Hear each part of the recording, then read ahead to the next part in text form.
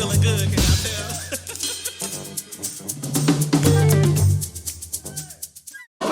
Okay, hold that family, my name is Bob Ray. I'd like to welcome everyone to the Brooklyn William Mackey Jr. History Club. We meet here every other Wednesday in honor of William Mackey Jr.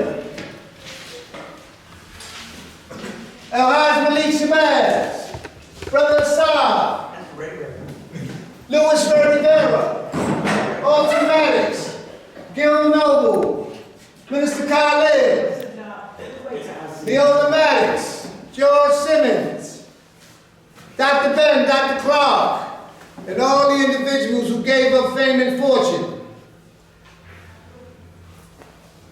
We never want these people to be forgotten, so we meet here to keep their name alive.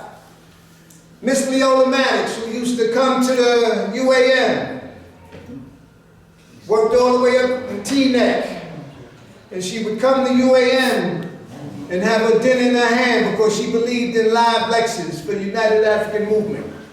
So we meet here in honor of them. We never want these people to forget. We're going to bring the camera over to the Amos collection. We got Blueprint for Power, Blueprint for Black Power, Amos Classic. This is the Help Survival Continue the Work of Amos, African World Info Systems, the psychology of self-hatred and self-defeat toward a reclamation of the African mind. Black on Black Violence, the psychodynamics of black self-annihilation in service of white domination. And you hear every talking head, every politician, every big city mayor, politician, regular people talking about black on black violence, and they never mention Amos. And the title is The Psychodynamics of Self-Black Annihilation in Service of White Domination. That means we are still dominated, and we participate in this stuff.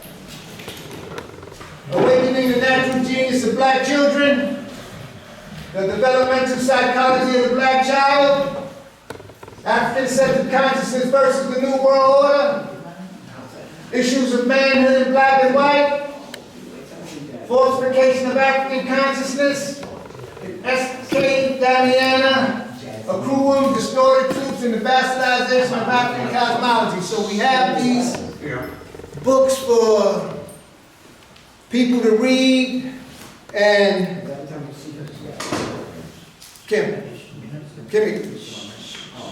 people to read and do their research. So we never want the people that burn the midnight oil to bring information. So I got a couple of books in honor of Big Harold, The Transfer Agreement, the untold story of the secret pact between the Third Reich and Jewish Palestine. I want to thank Big Harold. He left us too soon. Louis Ray Rivera, Jazz in Jail. And when Mackey left us, Louis Ray took up the mantle. When he came, he would come down here and speak. And he would do the lecture, and he lived 4 blocks away, and he would speak for another hour and a half. We never want to forget Brother Louis Ray, Jazz in Jail. In honor of Dr. Randy Short, the impact of religious slavery revealed, we want to honor Dr. Randy with that. Dr. Ben and his family, the black man of the Nile and his family. Dr. Ben did this book, and it tells you about the greatness of Kemet. There weren't too many computers at that time, so we want to honor Dr. Ben with his work.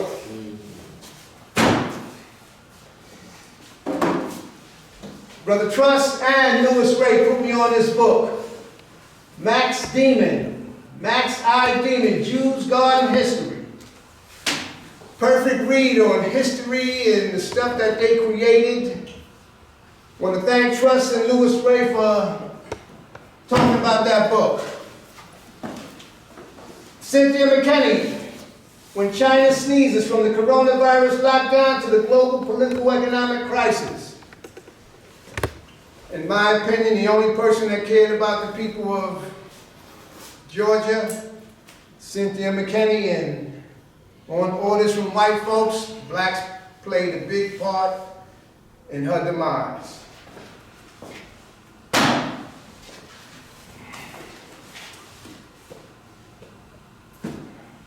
Medical marijuana, weed shops opening up. I want to thank Lyndon LaRouche and Dope Incorporated, the British Opium War against the world. Fentanyl, Oxycontin, and right here is a picture of one of the most, he's worse than Satan, and his name is George Soros. Dirty, no good.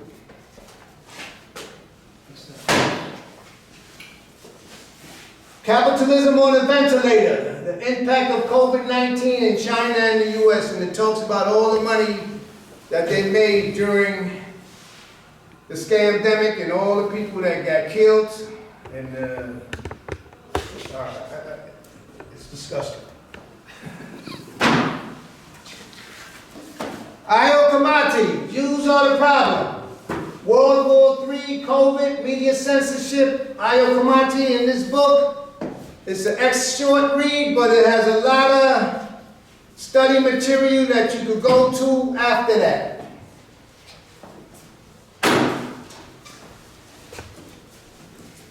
It was a time when City College was free. City College and the Jewish poor. I want to thank Professor Mackey for recommending this book. I was looking at an old lecture, and they got the nerve to talk about somebody being radical. Hypocrites. Dr. Scott Whitaker, in his classic, Medicine, the causes and solutions to the disease and malnutrition and the medical sins that are killing the world. Dr. Scott is out of Georgia, and this is an excellent book. Talks about the plant-based and industry, how they started dogging it out, so this is a good book.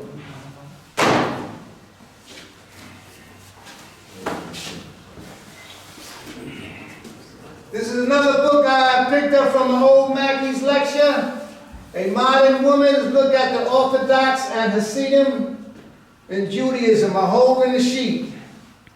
And this Sister Evelyn Kay. A lot of good stuff in this book right here.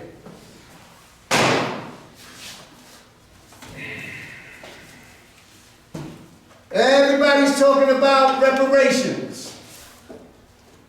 The reparations fiasco that's coming out now, where every black person is running around talking about reparations.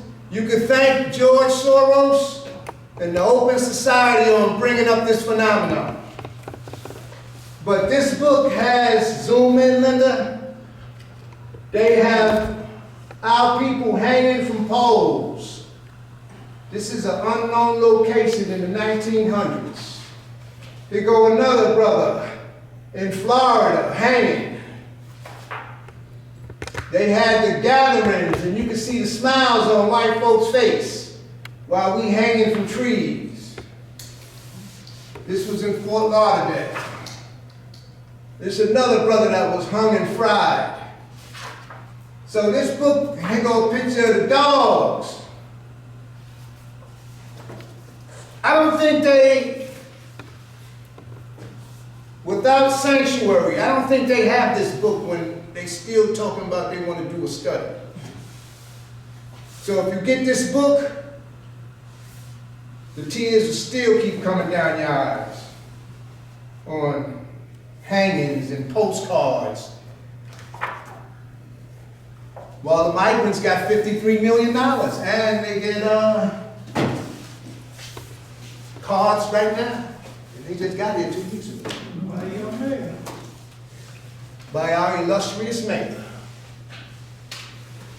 Edward Dow, causes unknown, the epidemic of sudden death syndrome in 2021, 22, 23, 24, 25, and it's going to culminate in 26. on the heart attacks and the blood clots that they're pulling out of the legs doing the autopsies and the myocarditis. Edward Dow was an analyst for BlackRock, and they wanted to know why all these people was relatively healthy, and all of a sudden they start dropping. Youngsters. Here's a TV anchor dead at 40. Another actor died, 32 years old, 24 years old. A football player just dropping. Edward Dow has the charts, and you can get this book on Amazon. Presidential candidate Robert Kennedy has a 3-book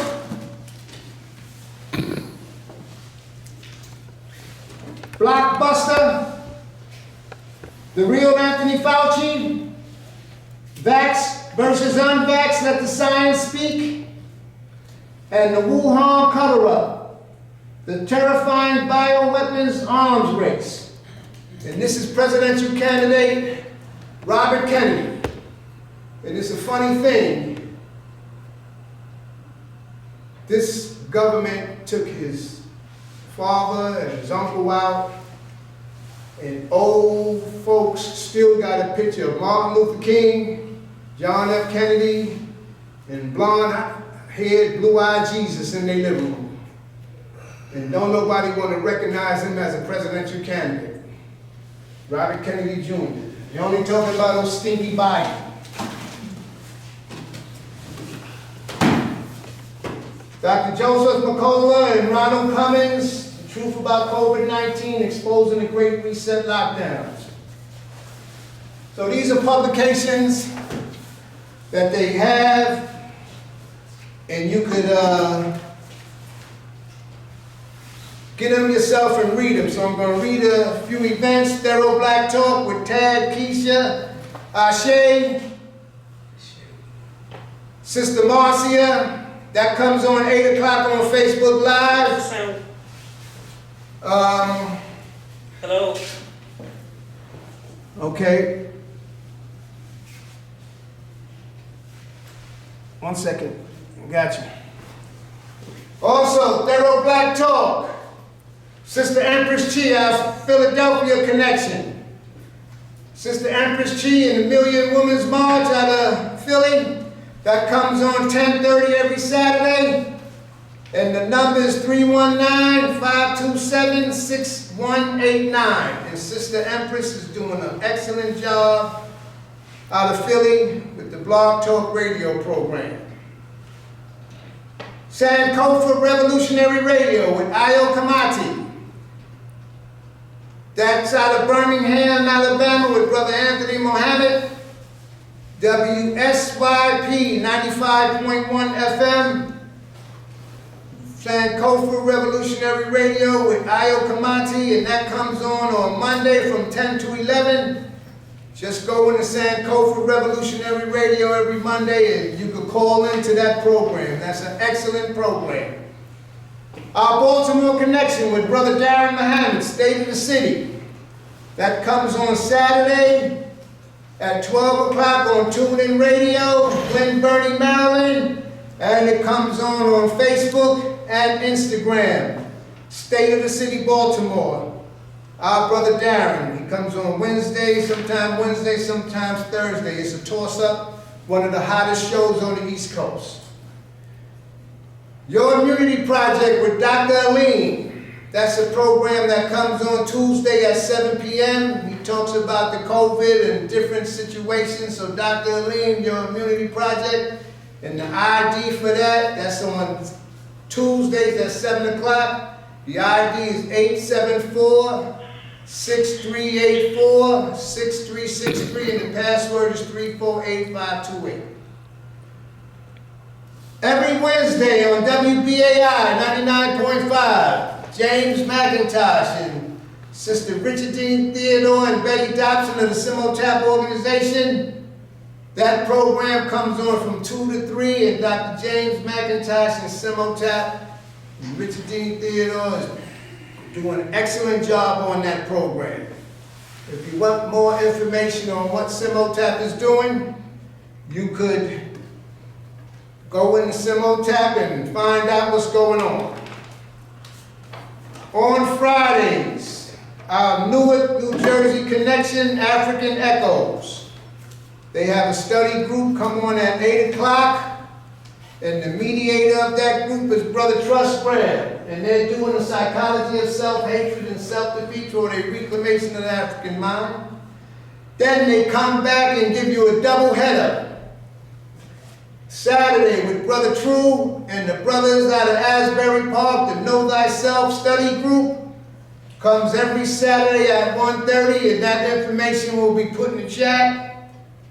So you get a double header with Brother Trust on Friday and on Saturday. Now also,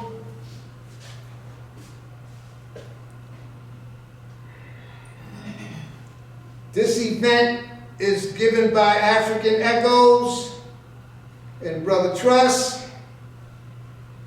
This is going to be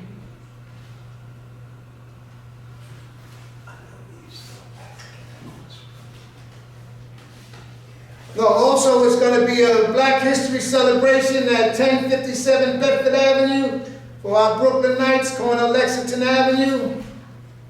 And Max Talbolis Films, they're going to have Forever Freedom Fighters. And honoring the late Reverend Herbert Oliver, used to come to UAM on numerous occasions. That's going to be 1071 Bedford Avenue, February 24th.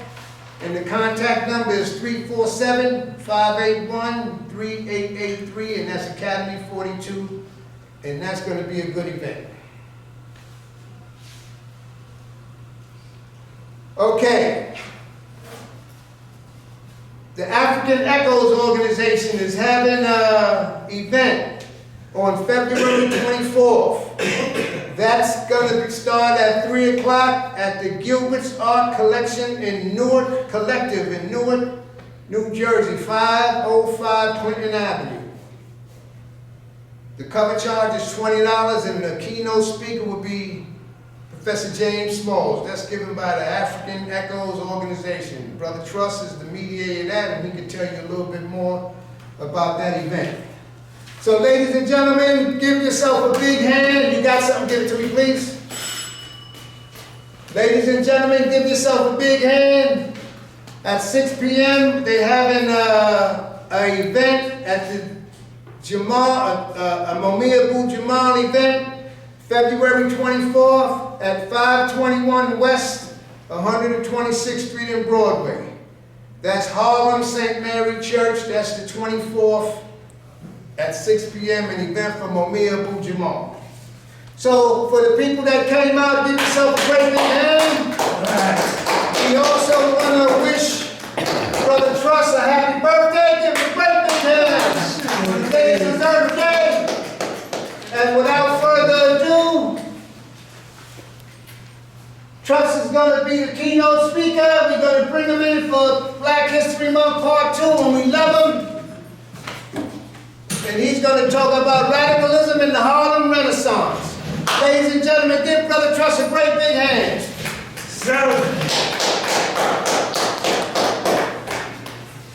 Thank you, Brother Ray.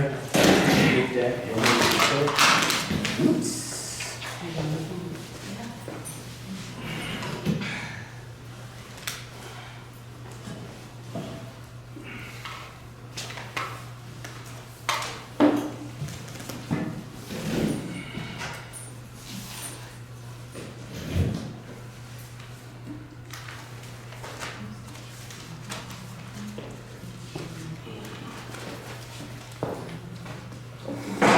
Nothing on that screen either.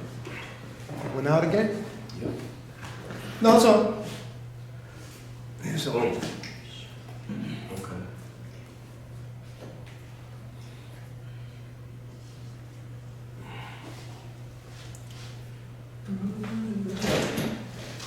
Okay. I want to first welcome everybody and coming to the bi-weekly William Mackey History Club. Ray Wayne, Brother Mike, and Reg, and everybody here does a fantastic job of being able to bring information to the community. It's not an easy job. You know, a lot of us, you know, take it for granted that these particular events take place. And, you know, there's gonna be a time when it's not here and you're gonna miss it. I'm telling you, you're really gonna miss it. And you're gonna understand the value of what things like this really mean in regard to the community at large. And also what it means to your sanity. You know, what it means to be sane. And when you go talk to a therapist, the object is to be able to reveal things to this particular individuals that they believe that you could not have revealed on your own. So they get a therapist as a means of coaching you out. But it's all about dealing with yourself. That's all it is. And sometimes the biggest problem with us is we don't want to face ourselves. We don't. We don't want to look in the mirror. See, it's one thing to look in the mirror and fool yourself, but look in the mirror and be honest, that's a major accomplishment. You know, and a lot of us are not honest, not with ourselves and not to ourselves. But as we go on, I want to first acknowledge that this is African History Month. Does anybody know why this African History Month this year is special? Anybody? Does anybody know why this particular African History Month is special? Wow. Wow. Uh-oh, England's in the house. Why African History Month this particular year is very special? Reg, you don't know the answer to that? Come on, man. I'm ignorant. All right. I'm going to explain something to you and don't ever forget it again.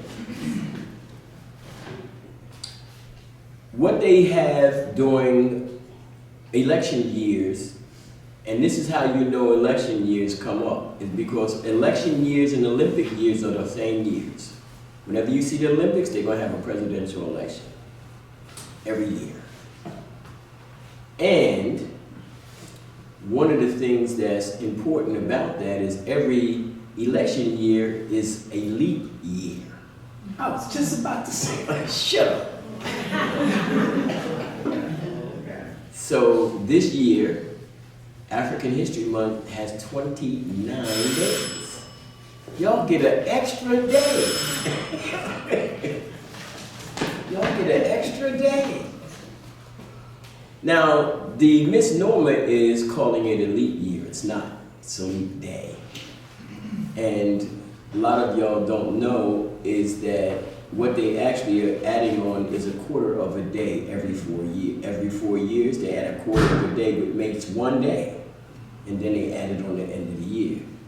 Now, whether you know it or not, they do that every year. That's why when you have your birthday, the day that you have your birthday, every year it changes to the next day. Don't you want to know why that happens? It happens because in the calendar date, the amount of days are not equal. It's 365 days. So what they do, the last day, the 365 day, they add it to the next year. So it shifts everything by 1 day. So that's why the day changes every year.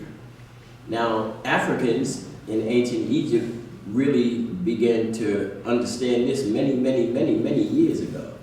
So when they created the calendar, they created the calendar with 360 days, which was based on a 10-day week, 10-day. And you would have out of those 12 months, you have 360 days. So if your birthday was on a Tuesday, you know, it would be on a Tuesday for the rest of your life. It would never change. Now, what the Africans did was they knew and understood the value of a complete solar year versus what is called a sidereal year. And a solar year is when the actual planet Earth literally rotates one whole annual year based on the sun in a complete cycle. That's called a solar cycle. A sidereal cycle is based on the sun's literally complementary relationship to a star called Sirius. And what you do is that when the sun and this star comes together, it only happens one time every 1,461 years. Every 1,461 years. And Africans documented this event. Now, in order to know that this event happens, you have to watch it at least more than twice. So that means that if you add 1,461 years twice, that's 3,000. And the other, you add one more, that's 3 cycles. That would be 5,000 years. 5,000. Now what that means is that in order to understand that this cycle actually took place and document that the event was accurate, you had to watch it that long, and that's what they did. And they understood the value of the significance of the movement of celestial bodies in the sky, because it had an effect on their environment. And that effect was based on seasonal change.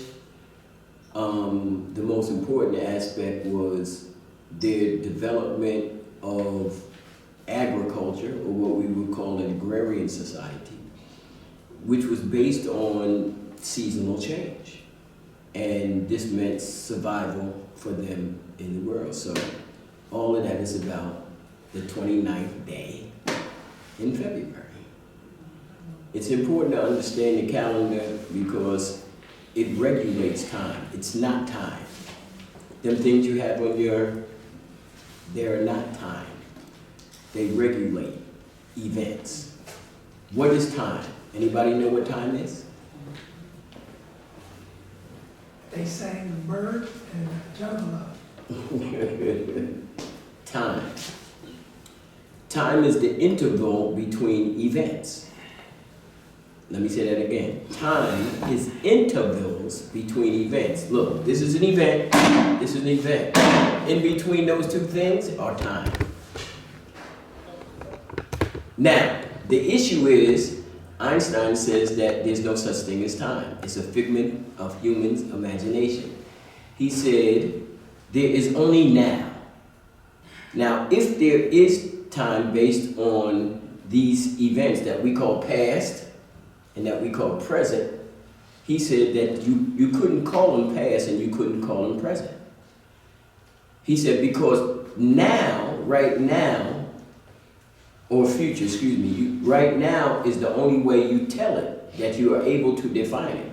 So if there is a past, it will be called present past. Because it's the present that's defining it. And if there is a future, it will be called present future. Because it's our present that's defining the future. Because when we get there, it's not going to be the future. It's going to be what?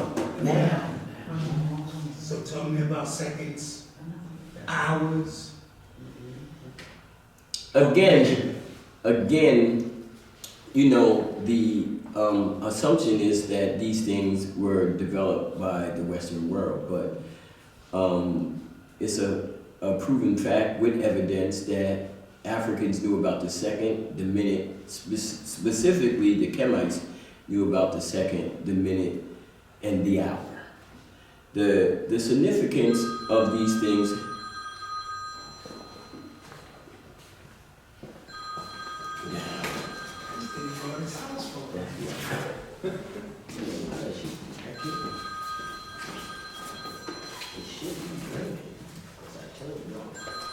That's the old man technology.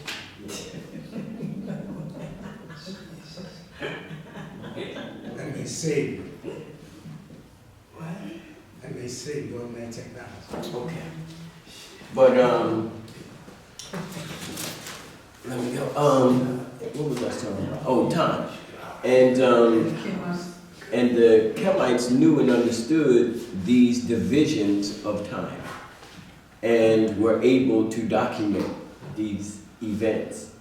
And one of the things that's come forth is the very nature of their meticulous attempt to look at things in a very minute kind of way, you know, very, very meticulously.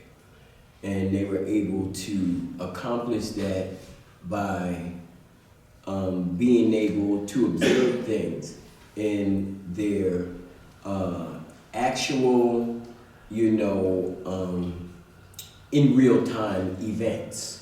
So when we see a lot of the things that we attribute to ancient Africans, it's not based on hyperbole. It's not based on something they got from the sky. It's not something that, you know, they just meditated about. It's something that they actually researched, observed, and took a very long time to understand. And with that, they were able to do these great monumental things. But as we move on, as you do know, this is African History Month, and you get that little extra day. So I hope you use it well. As you do know, the title and topic of this presentation is Radicalism in the Harlem Renaissance.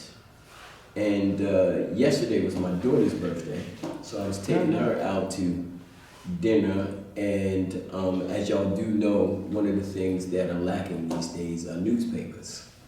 And I'm an old newspaper junkie, and we went past this gas station. They were selling newspapers, so I picked up the New York Times, which is usually my go-to.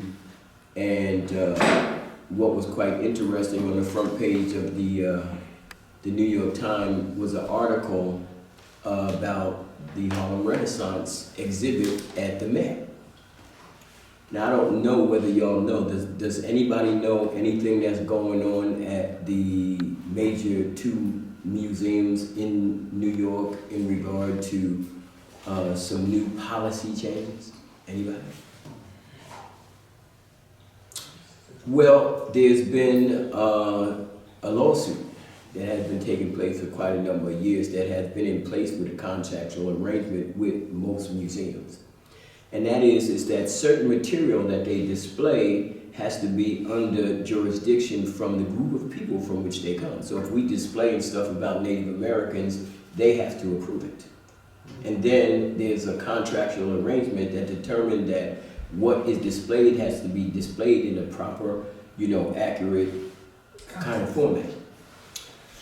Whether you know it or not, just recently the American Museum of Natural History, 81st Street and Central Park West, has just removed two major, you know, exhibits. I mean, in exhibit, if you've ever been to the American Museum of Natural History, one of the biggest displays is where you go and you see the Native Americans have this yards boat, you know, looks like a canoe, but 100 times bigger. You know, and a whole display area. Everything is wiped out. They took it all out. And they took another area out too. The reason I'm showing you this article is because, you know, again, Amos Wilson and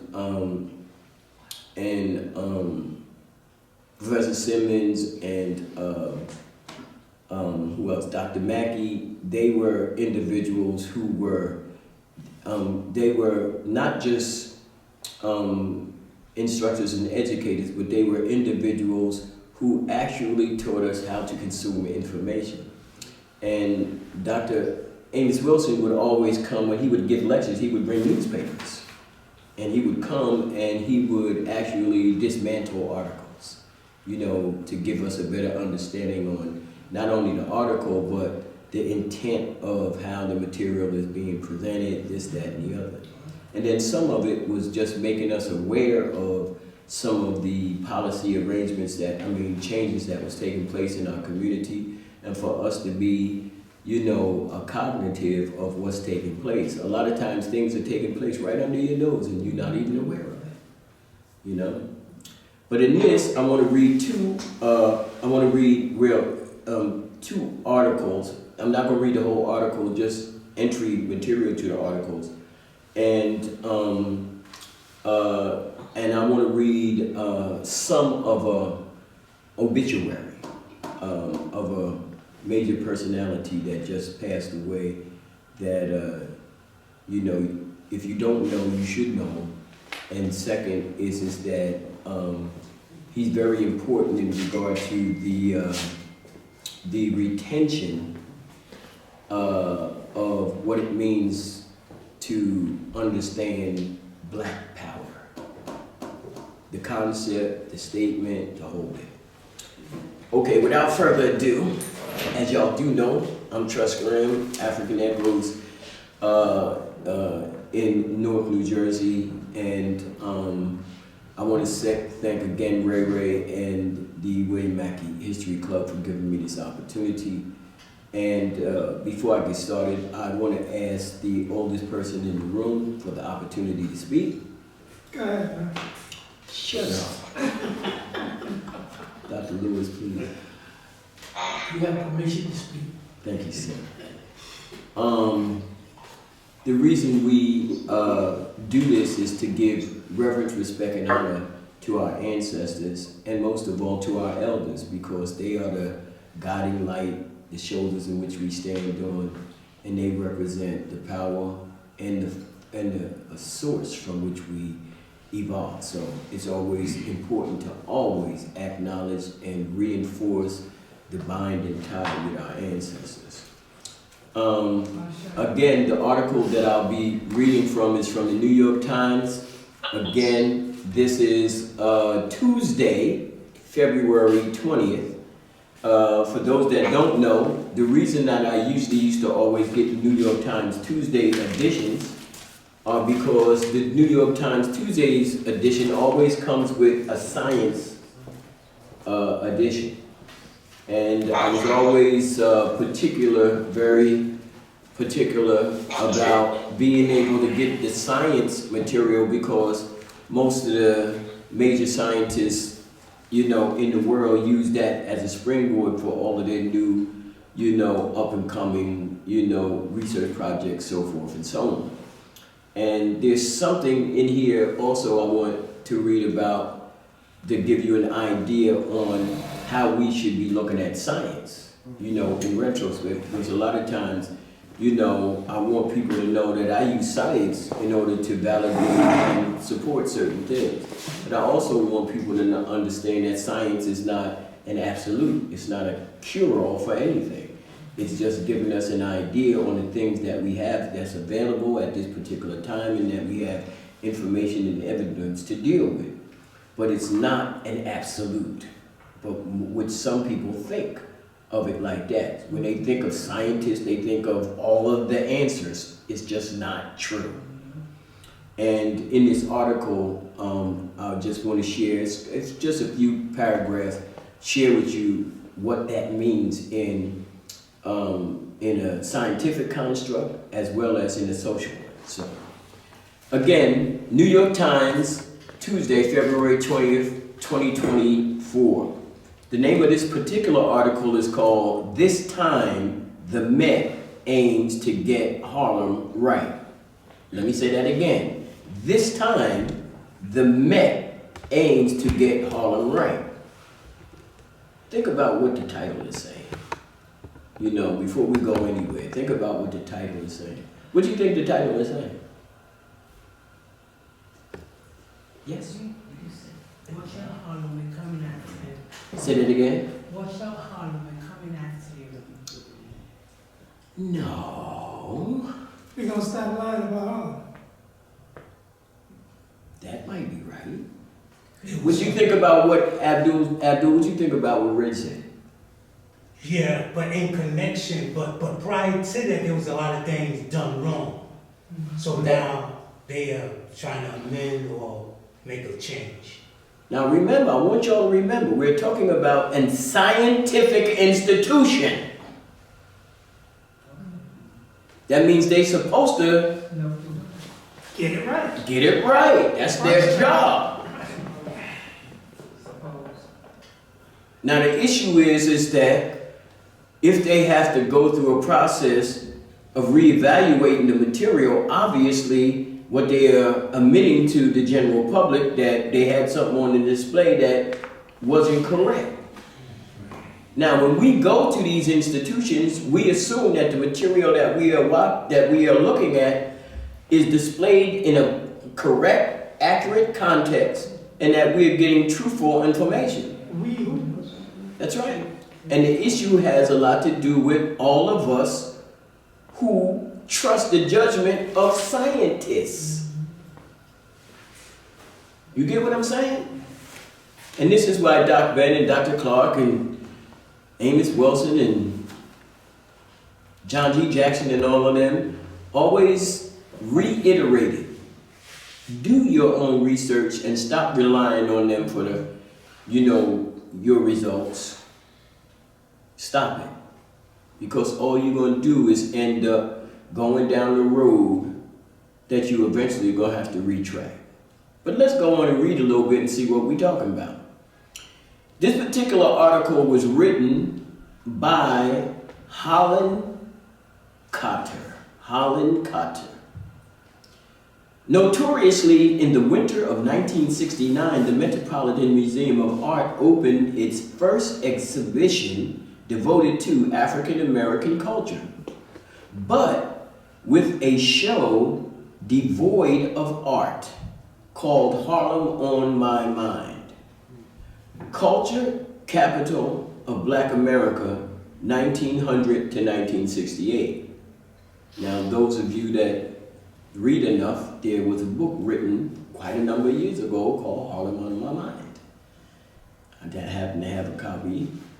And Harlem on My Mind was like a citadel of, what went on in Harlem in the early days from about 1900 to about 1960. The only problem is that most of us, when we think about the Harlem Renaissance and we think about Harlem, we are not really clear on one, time, and two, what was actually taking place. So in order to talk about radicalism during the Renaissance, you have to have some idea on what was going on before that, the time in which it happened, and then what came post, you see. And this sets that stage. So let me read a little more. It was a photo mural with text, affair of a kind found in ethnology museums. As a student in town on a visit, I wandered into the galleries, and even with scant knowledge of Black history, I knew something was off. I soon learned I wasn't alone. The show was being slammed by pushback. A cohort of Black contemporary artists, some living and working in Harlem, calling themselves the Black Emergency Cultural Coalition, had been picketing the museum and directing their protests to other museums, lighting a fuse that would eventually detonate in the multicultural wave of the 1980s. Multicultural wave of 1980s. Think about that. The multicultural wave of 1980. Now, Trust talks about a renaissance during the early 20s, but there was another renaissance that took place in the 80s. But it ain't the one they talk about. The one I'm talking about happened in Harlem too. The one I'm talking about was cultural too. But it ain't this one. And that cultural renaissance, that traditional historical renaissance was spearheaded none other by Dr. Ben, Dr. Clark, Ivan Van Serp, all of those individuals. That literally rearranged the very demographics culturally from 1980 all the way up until right now. But we don't look at that in the same context that we look at the Harlem Renaissance during the early 20s, is because, one, it's not being taught to us in that context. Let me say this. When the Harlem Renaissance was taking place, white people wasn't writing about it. They write about it now, but they writing right about it then. See, when Martin Luther King was in action, they wasn't writing about him like that. He was that old preacher nigga. Now he's the greatest thing since sliced bread. Why? Because he's dead. Troublemaker.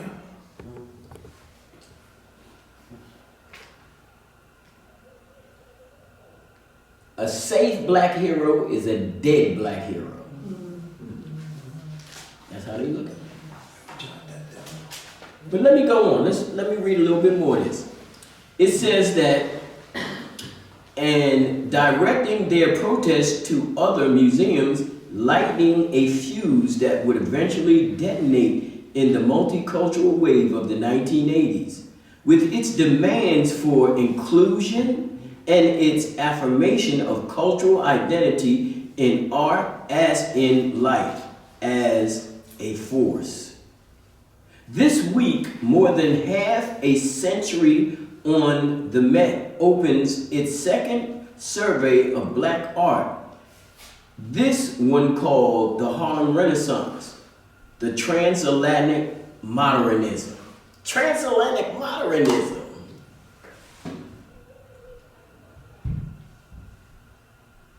Last week I was here. Anybody ever heard of the transatlantic slave trade? Raise your hand if you ever heard of the transatlantic slave trade. Transatlantic slave trade.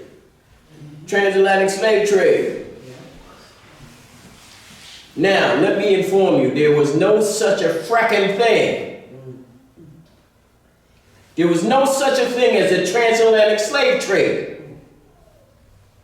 On the east coast of Africa at the same time, they had another slave trade. It was called the Arab slave trade. Why?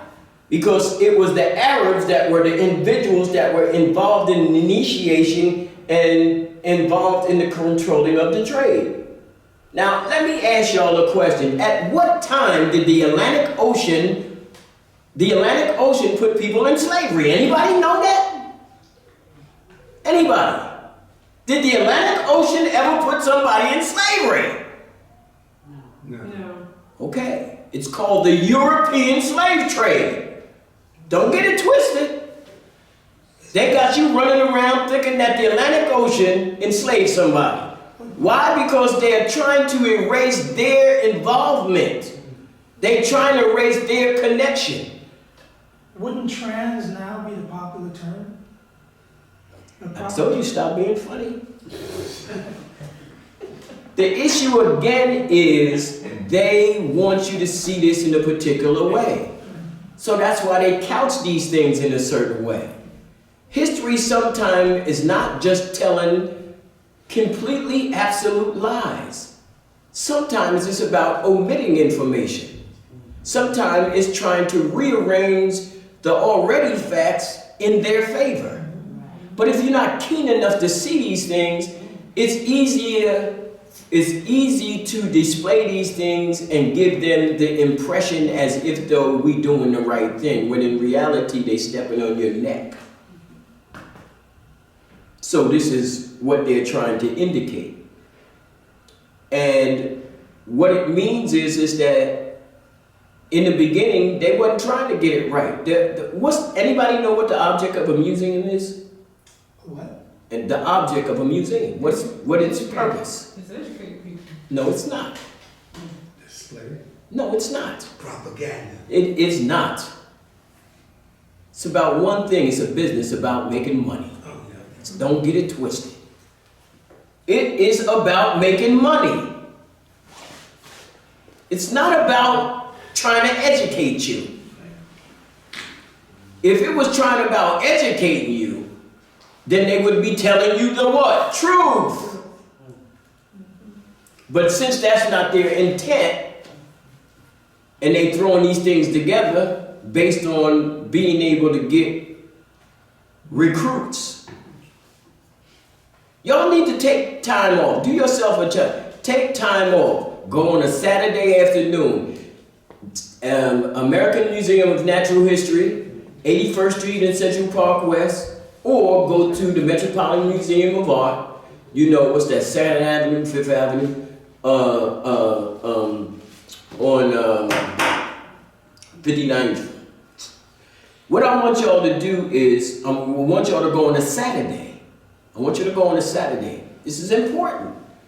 Do it in between now and the spring.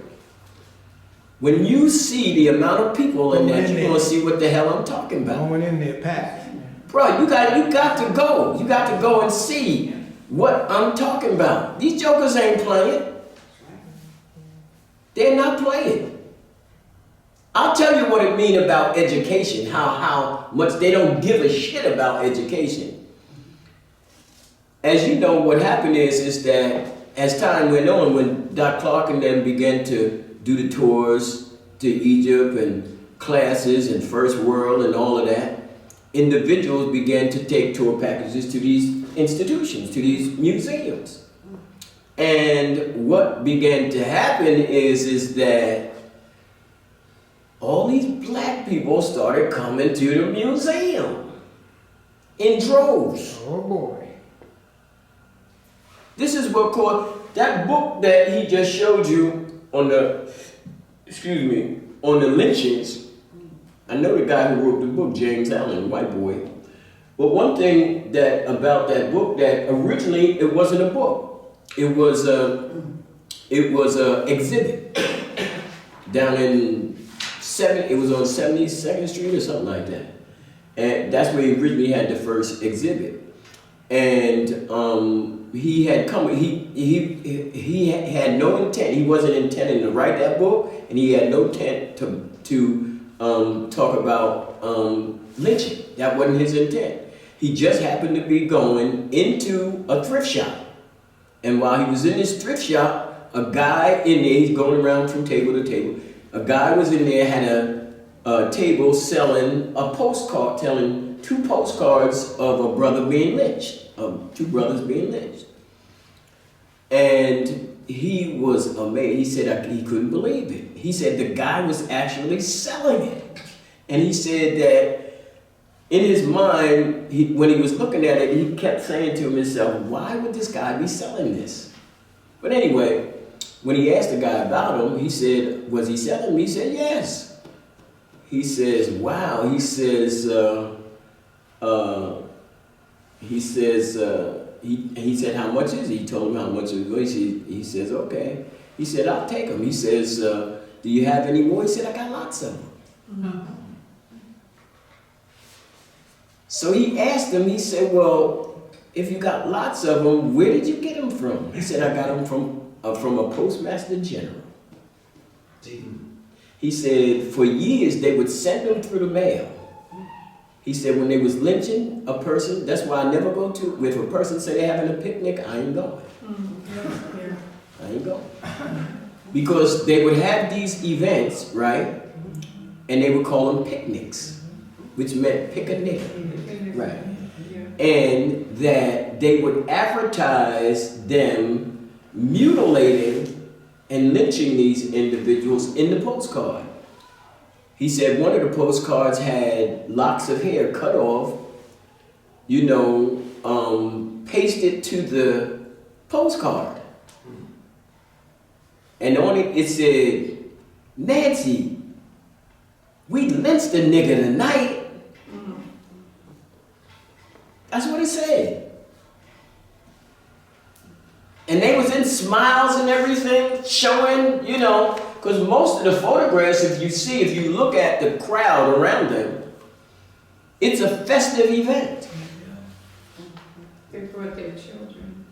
Well, see, because we don't realize, most of us don't know what a lynching is. We don't know. We think lynching is somebody getting hung by in a tree. That's not lynching.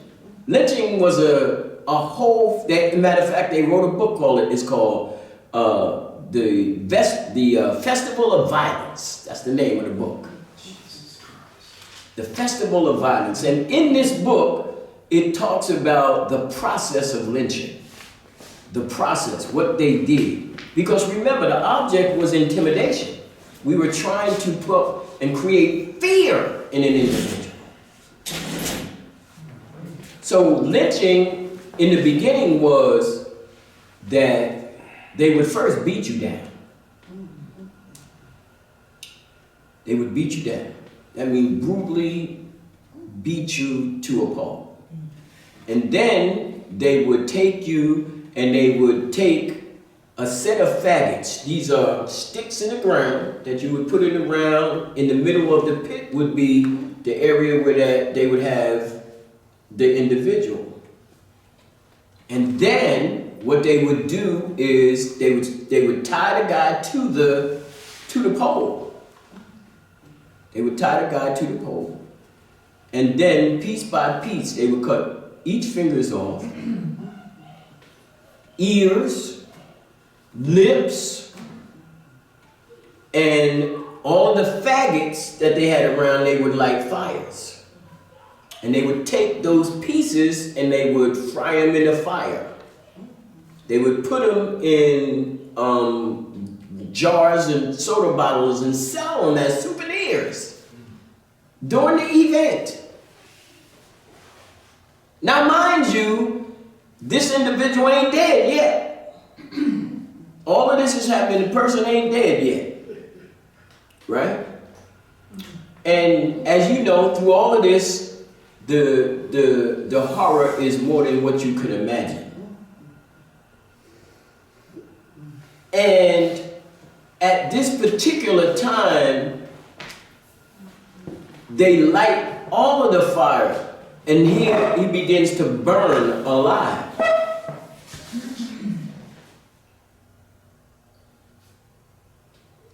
And then after the burn gets hot, that's when they and the remains go up.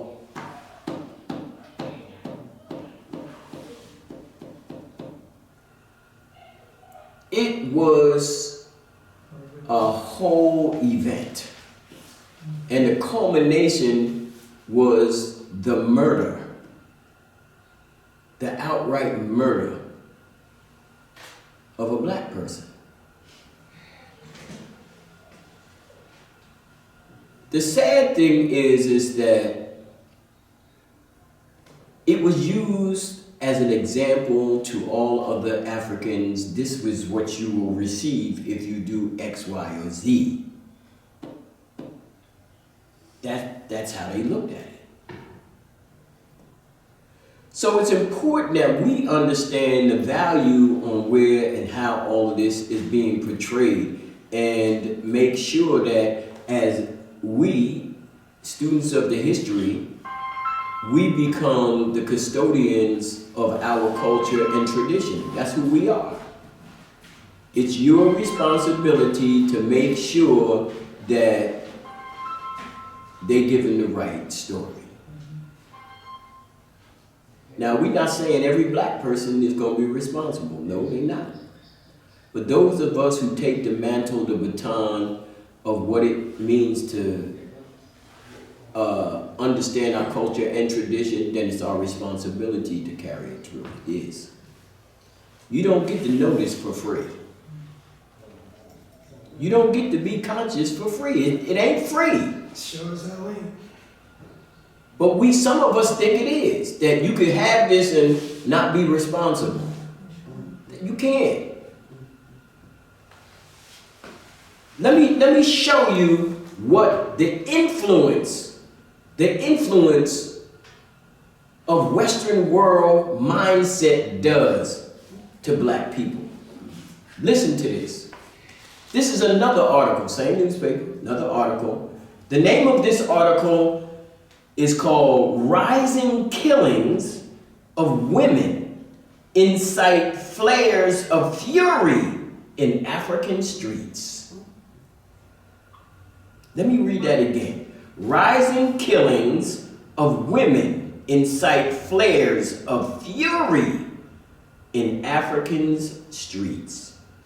This article is written by Abdi Latif Daer. Abdi Latif Daer.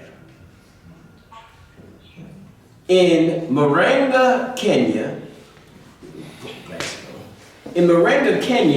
a wave of gruesome killings of women across several African countries in recent weeks has prompted outrage and indignation, triggered a wave of protests, and precipitated calls for governments to take decisive actions against gender-based violence. Kenyans were shocked. Let me say this. Kenyans were shocked when 31 women were killed in January. 31. That's one woman killed every freaking day. It says Kenyans were shocked when 31 women were killed in January after they were beaten, strangled, and beheaded. Women. Let me say that again. Kenyans were shocked when 31 women were killed in January after they were beaten, strangled, or beheaded. Activists and police said in Somalia, a pregnant woman, let me say this again, in Somalia, a pregnant woman died this month after her husband allegedly set her on fire.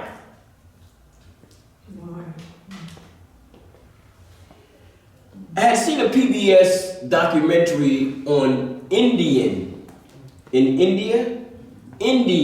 brutality to women. Oh, they're good at that. This one guy came home from work. He sat down to eat dinner and his food wasn't hot enough. It was hot, but not to his temperament. So he went to the kitchen, he got some kerosene, poured it on the sister, and literally lit her on fire and burnt her alive. He didn't run, didn't go nowhere. Stood right there when the police came, took him right down to the police station, they cut him loose. About a couple hours later, cut him loose. And the family was outraged. What the hell, how they cut him loose? And the first thing they found out was this. They said they cut him loose because the woman dishonored the reputation and manhood of this individual by not having his food hot enough. In other words, the society said this is acceptable. Couldn't she get a microwave oven? Again, this is the comedian talking. The reason that this becomes an issue is because Amos, in the psychology of self-hatred, shows us how this is a direct result of the internalization of Western thinking. You know, did black men and black women fight in Africa? Of course, but not on that kind of level. No, you never hear writings in ancient times where individuals were ruthless like that. Set a chick on fire. You don't hear that kind of stuff. You know, but it shows you the level of ego that's involved in all of this. Think of the ego of this individual thinking of a person who he calls his wife. And that he would stoop to the level that because she didn't fulfill what he believed was the requirements of her particular so-called job, whatever job capacity that is, that his only result was to murder her. And then feel no remorse or guilt for it. So he had no connection to her spiritually or as. Yeah, so what does that mean about marriage then? So Joe. See, these are the things that we really are not clear on, whether we really understand our significant involvement in that. And this is why I say, the reason I share these kind of things, because these are the things that are publicly taking place on a regular basis. Now, most of us that are familiar with traditional African culture and history, we read about it in books. It's different when you get on a freaking plane and go over there and see what's happening right now. Big difference. Right now, we're reading in Destruction of African Civilization about the Cuba civilization, the Angolan civilization. These is great. But go to Cuba now, go to Congo right now. It has the highest per capita rate of rape anywhere on earth. In Congo. I know they didn't learn that traditionally, Dr. Lewis. I know they didn't learn that traditionally. I know that. So is the influence of the others over there so powerful in that? No, there's a way that they broke that down. That's why Destruction of Black Civilization is such a powerful book. It's such a powerful book. The problem is that most of us never read the book that came before it. So we really can't put in context the value of what the destruction of a civilization is if you don't know what a civilization is. You can't destroy something if you don't know what it is. So in this case, he wrote a book before Destruction of Black Civilization called The Rebirth of Civilization. The Rebirth of African Civilization. The Rebirth of African Civilization. And in that, it's like a cornucopia educational blueprint for studying African history and studying education. It is incredible. But yet most of our focus is on destruction of Black civilization, and that book is only a portion of his research, because it was actually supposed to be a 3-volume book. But because of time and physical problems, they reduced it to 1 volume. And he reduced the material, squashed the material into smaller increments. But it's a powerful piece of work. To trust, what would you say when whites, blacks, look on and say, well, look at what they're doing to themselves. White folks is not doing it. Yeah, but the issue is, look, I'm going to say this and be clear. Everything done to black people are not by white people. We have to take responsibility for some of our own shortcomings. Come on. Absolutely. You know. But you said westernization.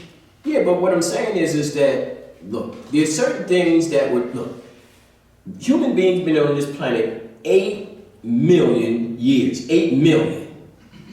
Now, out of the 8 million, 7,590,000, we only lived in Africa. Let me say that again. 7,500,000, we only lived in Africa. So you telling me all that freaking time we didn't do no fight? Yeah, but you made. Yeah, that's not the issue. No, that's not the issue. The issue is we are the mothers and fathers of humanity. That's right. We are not the brothers and sisters of humanity. In other words, humanity are not our brothers and sisters. The rest of humanity are our children.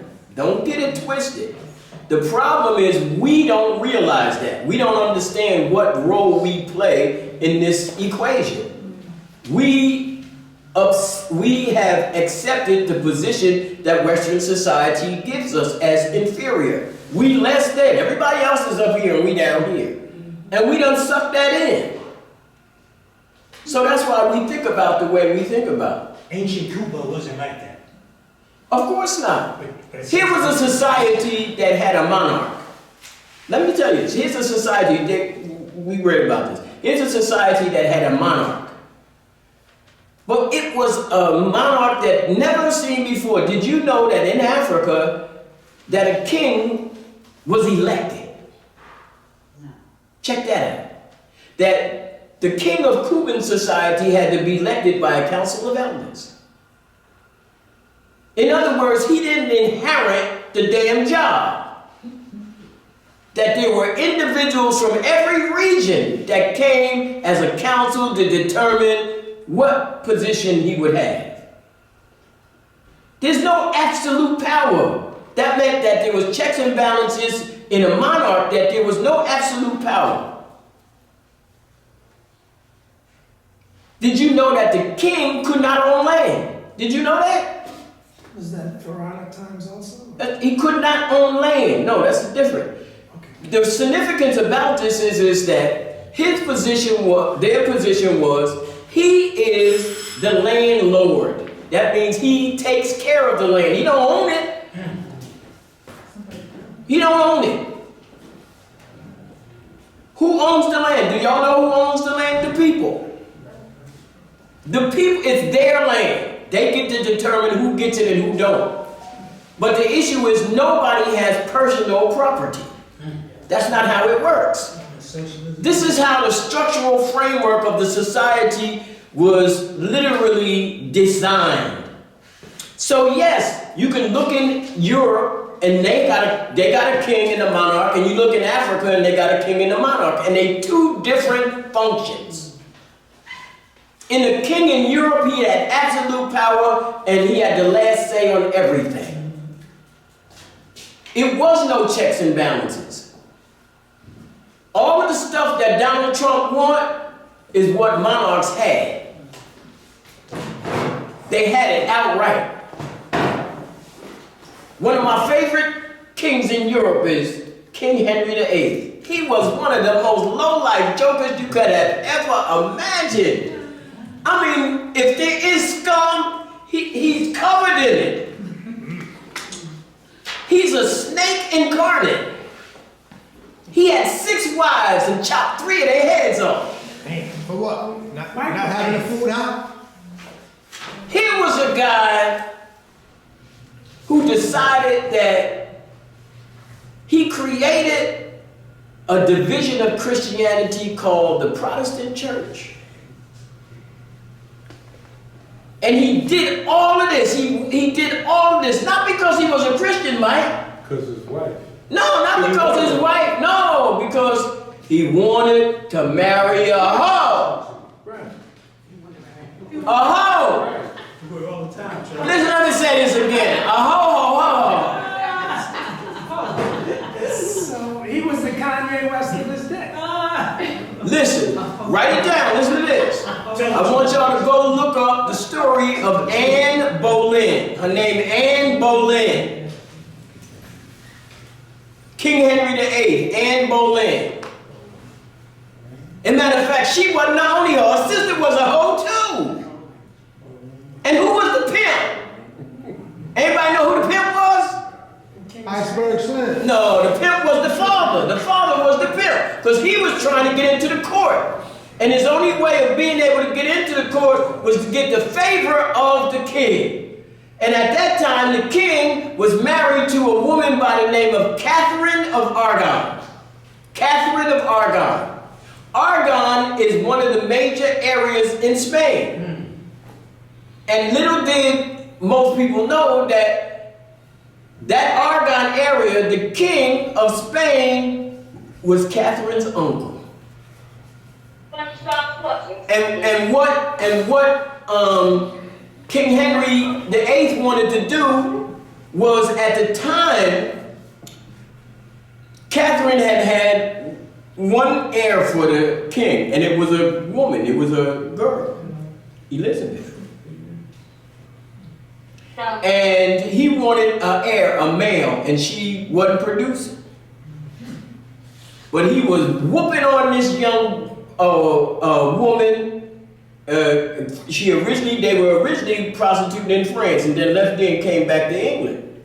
And when King Henry VIII got a sniff of that, whiff of that jiff, he was stuck like bad dream. Couldn't get away. I'm telling you. And let me tell you what he did. He decided that he was going to divorce his wife, Catherine, and that he wanted to marry Anne Boleyn. But because at that time, the iron fist of Europe was the Pope. The Pope was Big Daddy. And whatever went on in the political arena, the final say would be the Pope. The only problem was the Pope and the King of Spain was like this. They was cut buddies. And the King of Spain said, look, that Negro down there trying to, push up on my niece and get rid of her and get this hoe over here. We can't allow that. And the Pope, the first thing he did, he said, oh no, that ain't even gonna go down like that. So King Henry was like, oh shit. So what Anne Boleyn did was she went and got a copy of Martin Luther's Bible. And in the margins of the Bible, as soon as you open up the page, the first page says this. It says, the real representative of God on earth is the king. Henry went for that shit. He was like, damn, that giving me the right. And bruh, he took that and ran with it. I'm telling you, out of that came the Anglican Church. See, in the Vatican, the head of the church is the Pope. Who's the head of the church in the Protestant? Who's the head? The king. That's right. For the last 70 years, it was Queen Elizabeth. She was the head of the church. Like he said, if it's the king is the head of the church, and the king is out there getting his willy wet all over the place, you get where I'm going with this? A lot of pressure being a king. Lots of pressure. I mean. Well, one thing is for sure. Homeboy got his way. A lot of paperwork. But what's significant about that, it just shows you the level of contempt in regard to how we look at levels of governance in different parts of the world. See, we use the term democracy. Nobody, if I ask you what is democracy, half y'all can't tell me shit. What democracy is, what actually it is. What is a republic? What actually is it? I mean, the tangible components of it. And is that what we actually function up under? Is what we function up under really democracy? Based on the very tenets of what that term is being defined as. You'll find a lot of shortcomings. The problem is that you're given a certain set of information, and that information is given as if though it's absolute, and that's the way we take it. So there's people that get this idea that Harvard is better than Medgar Evers. Let me say that again. Harvard is better than Medgar Evers. That's what they tell you. They tell you getting an education at Harvard is better than, and the education in Harvard is no different than the education in Medgar Evers. Absolutely not. It's the same shit. No, it is. I've been to all of them. I was at Columbia. Same shit. It's the same shit. The only difference is the benefits. Yep. That's where the differences take place. And see, benefits have a lot to do with the social status of individuals already in the society. So you don't get to benefit. See, if the white boy is in the class with you, like Mike and the white boy went to the same school. They went to Yale, and both of them went to Harvard. And he sat right next to the white boy, right next to him. And he got B's and the white boy got B's. He went to the other school, white boy got B's, he got B's. He graduated, the white boy graduated. Affirmative action. Now, once he walked out that school into the real world, Different story. there where the shit changed. White boy get everything, white get nothing. In other words, the doors like open sesame, the bitches start like, whoop.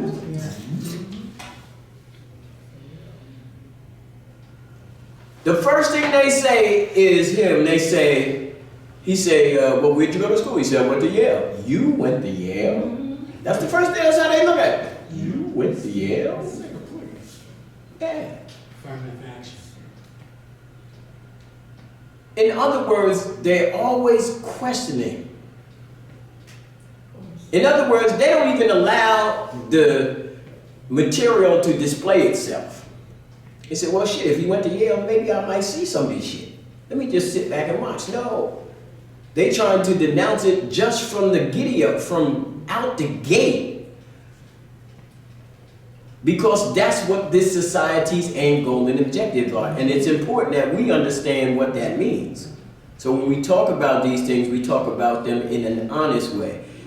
Look, I don't know many jokers that run around writing books on successes. Go ask anybody who's successful. They don't write books on success. They write books on how many failures they had and how they overcame the failures. Success stories ain't worth writing about. Why? Because you see them all.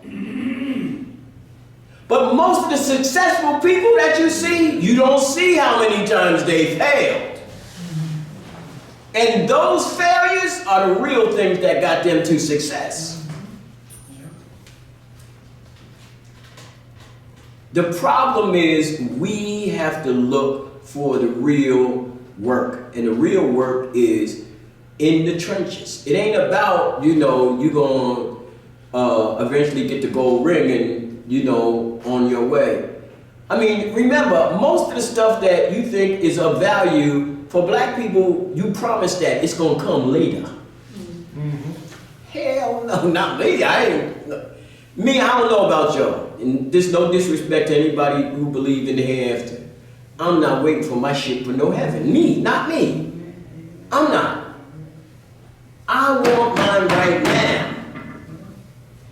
If there is a heaven, show me that shit exists. Show me some heaven. Give me some heaven right now. Well, you know what Amos said? The white man gonna be in heaven too, waiting for your ass. Yeah, because you're gonna be the custodian cleaning shit up. Because everything up there is white. And anytime I went somewhere and everything was white, we always ended up as the hell. Even in heaven? I ain't going to heaven anyhow. I wouldn't want to go to heaven. First of all, who the hell want to drink milk and fucking honey all day long? Everything is white. Think about it. They play that awful goddamn gothic music. One thing I know, in hell, they're going to be playing hip hop. I ain't going there either. They're going to be playing jazz and blues. And check this out. All your friends going to be there. I'm light skinned, I'm going to heaven. Yeah, you are going to heaven. I tell you, you're going to be the janitor. All right. You're going to be cleaning the white shit. Y'all ain't showing me that in. Think about it. But think about our mentality. You see where I'm coming from? And all of this is just based on our thinking. But let me go on. Let me see how much time we're working with. Yeah, you spent 20 minutes. Shut up. Just shut up. That's a good piece of information. Okay, now, It's juicy. let's get into the subject matter. That's just to give you an idea. If you get a chance, read some of these articles. They'll deal with that. And I want to read this last article just to give you an idea about what I was telling you about science. This article is written in the science section of the Times. It usually comes out every Tuesday. And the title of this article is called "Defining a Species is Open to Debate." Let me say that again. Defining a species is open to debate. Now, if I said to you, you are a different species than the animal, would that be true? She said, yeah. Now, Mike, if I said that you are a different species than a giraffe, would that be true? Yes. You would say yes. But I would say both of y'all would be wrong. Because first you would have to understand what a species is in order to know the differences. So let me read something to you and give you an idea. Again, science, the big science.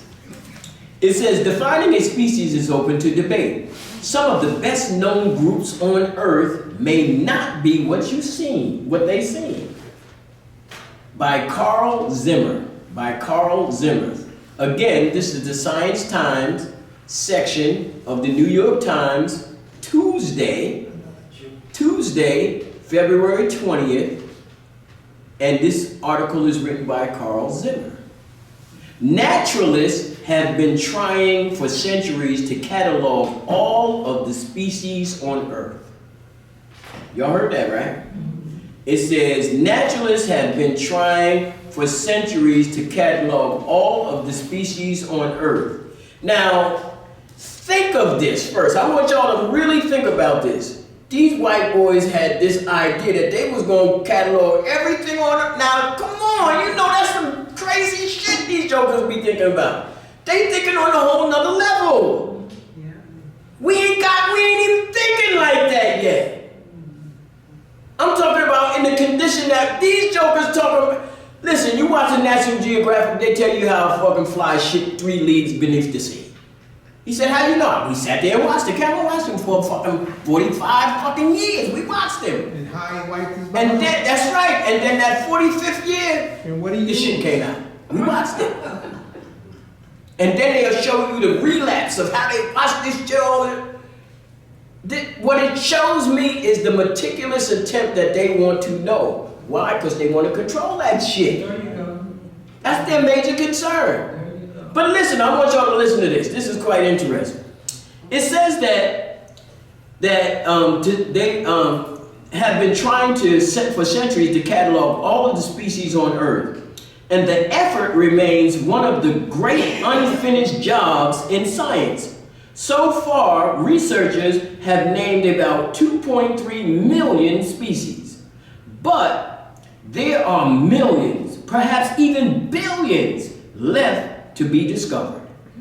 As if this quest isn't hard enough, biologists cannot agree on what the hell a species is. Let me say that again. Biologists cannot agree on what a species is. A 2021 survey found that practicing biologists use 16 different approaches to categorizing species. Any 2 of the scientists picked at random were overwhelmingly likely to use different ones. Everyone uses the term, but no one knows what it means. Oh my God. All these years. That's not surprising. No, that's not, but the idea is everybody uses terms with definitiveness. Right. We use them as if we actually know and that what we are saying is true. And it's not because we disregard, it's because we don't check shit. And we expect that the individuals we gave it to us is truthful. So remember, if certain people are in authority and they look a certain way, we respect the image. There you go. We don't respect the freaking actual results. So if I want respect from you, all I gotta do is put on a white coat, put a stethoscope around my neck, have a nice pair of shoes on,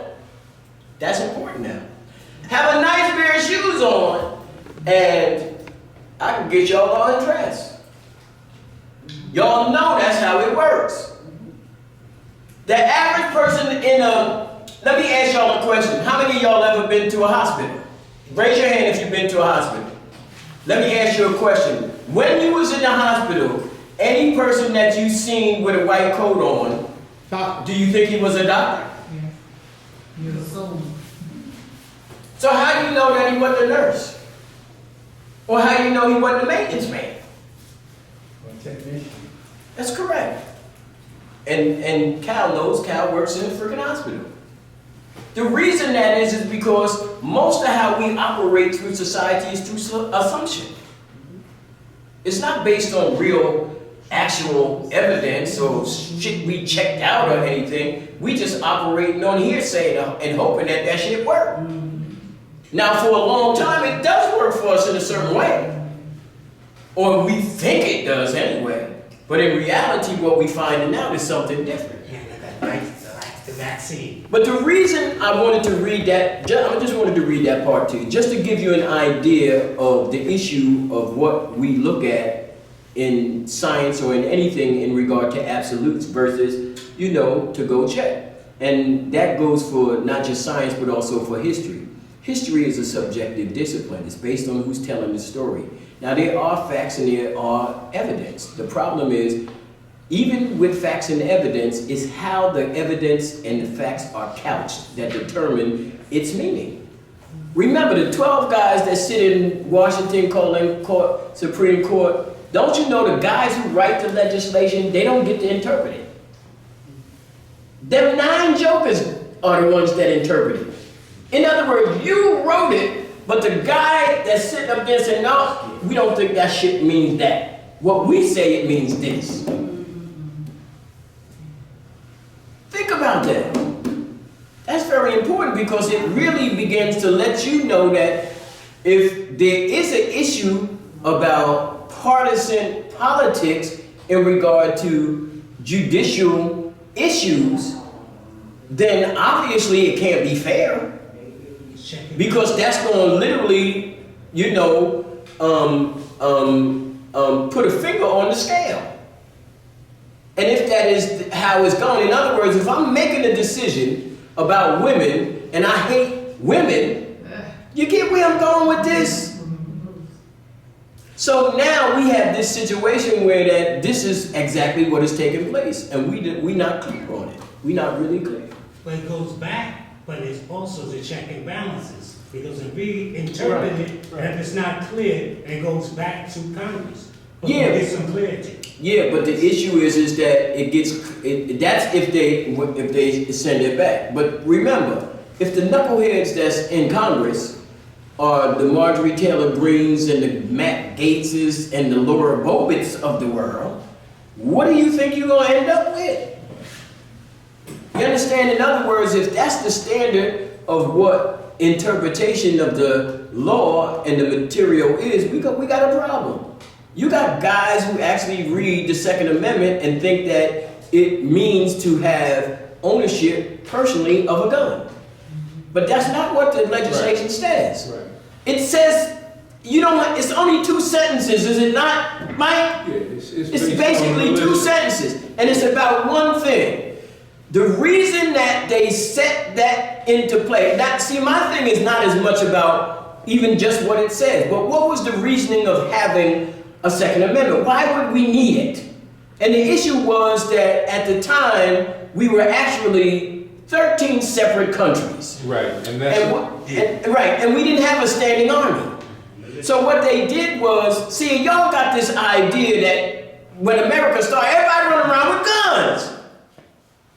First of all, the majority of people that was in America were not toting guns. They were farmers. Farmers don't need guns. Second is, a gun costs so much freaking money that the average person couldn't buy one if they wanted one. So the reason that the government decided for them to have a militia was because their position was, well, anybody that do have a gun, when the state is pushed to a position where that it needs protection, then we got to get together and protect us because we don't have an army. That's what it meant. that me and Mike and Dr. Lewis and Calvin and Reg, we own guns, but none of y'all did. So it was our responsibility because we own guns to protect the community.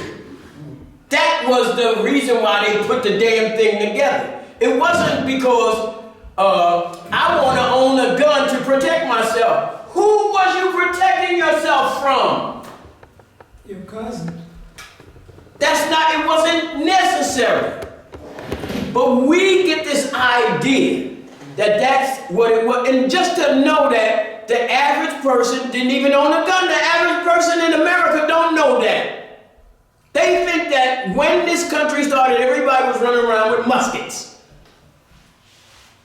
So it's out of context. It's not only out of context, it's we don't understand. See, when you're reading history and you're reading even legislation ain't written in a vacuum.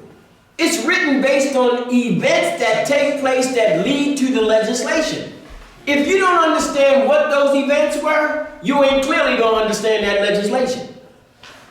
Well, I think that legislation is understood. It's just that the Supreme Court labeled it as such, and now you can be lazy and you don't have to interpret it anymore. They've interpreted it. Yeah, but this is the whole object, Mike, is that the interpretation is not left up to just them. No, it is. On a legal matter. In a legal context, yeah, but what I'm saying that's is their check and balances, you know, what yeah, we're talking about. Yeah, but the issue is that if the checks and balances are based on political leanings, then the end result ain't going to ever be fair. True. Right. So the issue is that the object of the judicial system per se was to be fair, but we know that's not what it was. True. Let me explain something to you. When you go to a court, it don't say a court of justice. It say a court of law. You don't go, see, they might run around and tell you that in nice news conferences and nice ads, but you go to court for law. Justice, and not only that, how can a court give you justice? How can that happen? What if your mother was murdered? You think you can remedy that? That there's some law that can remedy that no matter how long the joker locked up? Or they kill him or whatever? Your mama's still gone. There ain't gonna ever be justice. And then they talk about, what can make me move on, so I'll feel, justice rendered or whatever. Some cash. Come on. But be it as it may, let's move on. The Renaissance. Let me ask y'all a question. Have y'all ever heard of the Harlem Renaissance? Do everybody know what does the Harlem Renaissance mean? What does it mean? I didn't ask you where it was. I didn't ask you what it was. I'm asking you, what does it mean? Rebirth. Correct. Rebirth of what? What do you think, Reg? The rebirth of what? Culture, history, civilization. Sounds quite interesting. The rebirth. Time period. Time period, very important. But let me ask y'all a question. Arts and culture.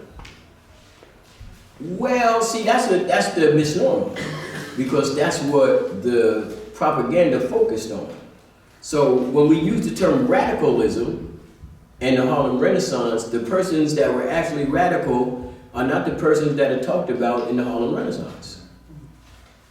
The persons that are talked about in the Harlem Renaissance are primarily entertainers and literary writers. Gays.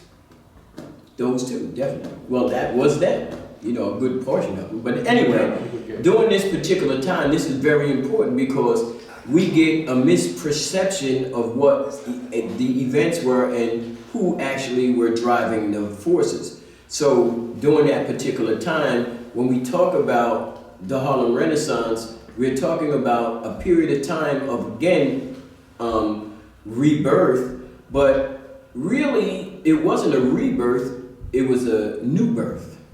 And what I mean by that is because a lot of what was being displayed wasn't ever been displayed before, ever. In other words, there was no period before that where black people were free doing whatever they wanted to do and to be able to express themselves at that particular level. No time, not in this country. And that time, remember, the Harlem Renaissance is post-Civil War Reconstruction. So from that time all the way, go ahead. But we did have literary societies right here in Brooklyn. Yeah, but that wasn't that time. I'm saying right after slavery, when blacks were living in Yeah, but I'm saying is, we had literary society. yeah, but those literary side, we talking about small fry stuff. We're not talking about on a level where that it was, see, the Harlem Renaissance, the misnomer of it is the word Harlem. Because it was a renaissance all over. It went from Chicago to Kansas City to LA, all of these places. But we got in our mind that this shit was only happening in Harlem. And our perception of that gives a misnomer in regard to things that were taking place in other places. The other thing is that what that also did was it gave the impression as Harlem was the only. You see? I always thought that was, Harlem was used because it was the first. No. See, Harlem became, the first was not Harlem, it was Kings County right here in Brooklyn. These days? You're freaking right. Kings County. The literary societies were in Brooklyn. Yeah, and not only that, remember the oldest black town is Weeksville. That's not a misnomer, that just happened to be the fact. And a lot of people don't realize that Harlem was the designated area because it was used as a clearinghouse. A lot of people didn't even live there. Alonzo Schomburg lived right here in Brooklyn. Think about that. The greatest institution that there is of education in New York, in Harlem, and the guy didn't even live there. Second of all, he defined himself as an Afro-Puerto Rican. Right. At a time where how many people was running around talking about Afro-Puerto Rican and anything? They ain't doing that now. Right. Right? So this period represented a major period of the transformation from the period of Reconstruction. The reason that became such an issue because remember the migration is what is the underpinning to the Harlem Renaissance. There would be no Harlem Renaissance without the Great Migration. And when we talk about the Great Migration, it's not one way. That means it wasn't only from south to north. It wasn't only from south to north, it was from south to north, from south to west, far west. Right. California. From south to south. What the hell is Truss talking about? From south to south. Texas. Well, not Texas, but in this case, certain places like Florida. See, the difference between Florida and Texas was that Florida was a Spanish colony. Right. So that means that anybody who was an English colony and they decided to seek refuge from slavery, guess where they ran? Florida. Seminoles. That's right. So the object of everybody went north was not always the case. Some went east. That means some individuals decided to get on the ship. That's right. Now, as we know, it wasn't large amounts of individuals, but some individuals decided that they would venture out beyond where they was under serious attack. And then second, that whole issue of migration meant something in regard to the very transformation of the economical base of America. we were changing from an agrarian society to an industrial society. So what it meant was that things were going through a transformation. And what it also meant was there was an issue about labor. In America, there's always been an issue about labor. And in the beginning, they had labor, but it wasn't permanent enough. Slavery is what gave them permanent labor. You get what I'm saying? So let me ask you a question. If you had permanent labor for 400 years and you don't have that labor no more, what you feel about the people that was that labor? How can I use them and get them back and exploit them, pay them as little as possible? Think about that. And believe it, every way possible. And capitalism, oh my God. If another white man tell me that the best thing in America is capitalism, boy, I am, look, crazy. These jokers are crazy. Black people too. Well, they thinking that is some end result. Like they gonna get some end result. Like capitalism is going, you know. Let me ask anybody this question. Does anybody know any country where capitalism treats everybody fairly? It's class difference. So see, What's the best capitalist country in the world? You know what I mean?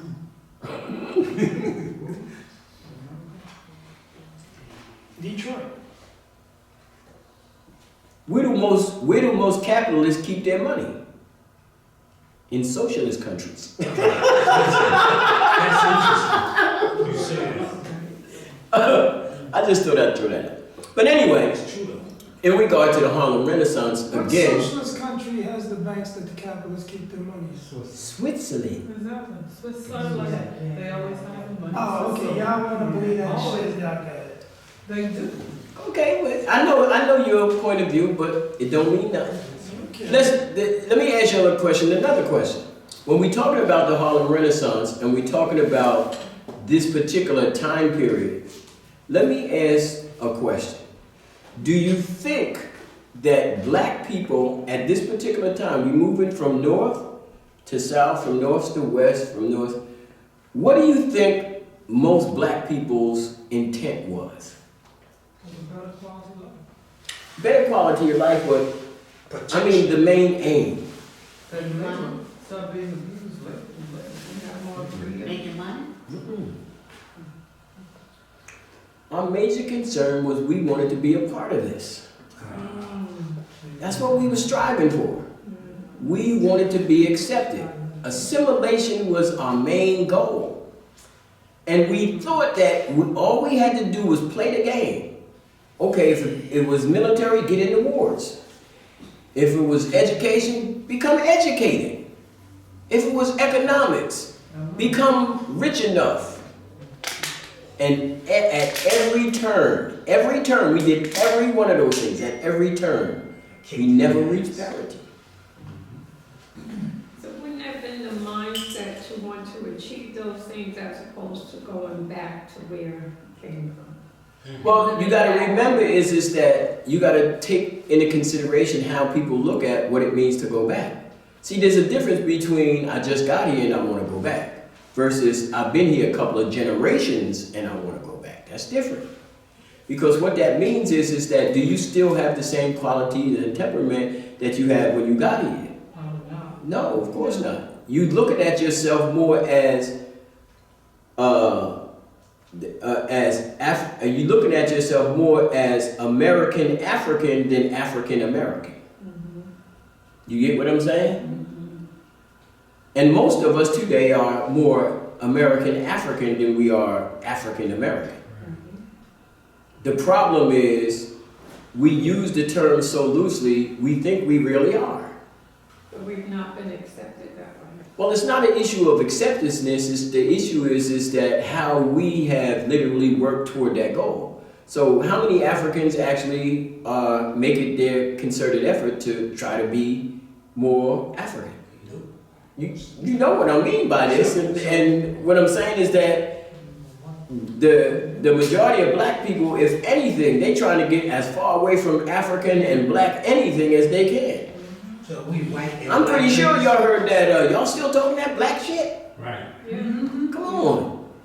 Girlfriend told me that. Right, so what it means is that for them, come on. I was listening to Morgan Freeman the other day, and Morgan Freeman said, they were talking about racism, and Morgan Freeman said, well, they asked him a question, well, how would you get rid of racism? He said, just stop talking about it. I said, this is a pure, but think about it. It's silly. Yeah, but think about He that. hates himself, but go ahead. Yeah, but again, it just shows you, even in regard to hating yourself, to have that kind of contempt. Like I said, can you look in the mirror? Forget everybody else. Just go in the mirror and say that to yourself. You know, say that to yourself and get yourself to really absorb that. In other Well, he words, wasn't saying that when he was hanging out at Professor Mackey's coffee shop on the Lower East Side. yeah, well, you know. But, How you know he wasn't acting? In defense of Morgan Freeman, Huh? in defense of Morgan Freeman, have you seen the white women he's dated? I mean, they're hot. Yeah, this guy. I mean, Let me ask you a question. Have you seen any of that moonshine he been drinking? it comes with the white women. Yeah, no, it comes with that honky tonk joint. You know he got a honky tonk. He got two, I think either 2 or 3 of them. Yeah. You know, down in Tennessee or Mississippi, one of them places. Mississippi? I think it's Mississippi. That's where I was Right. Yeah, and in Honeybee. he all into that. You know.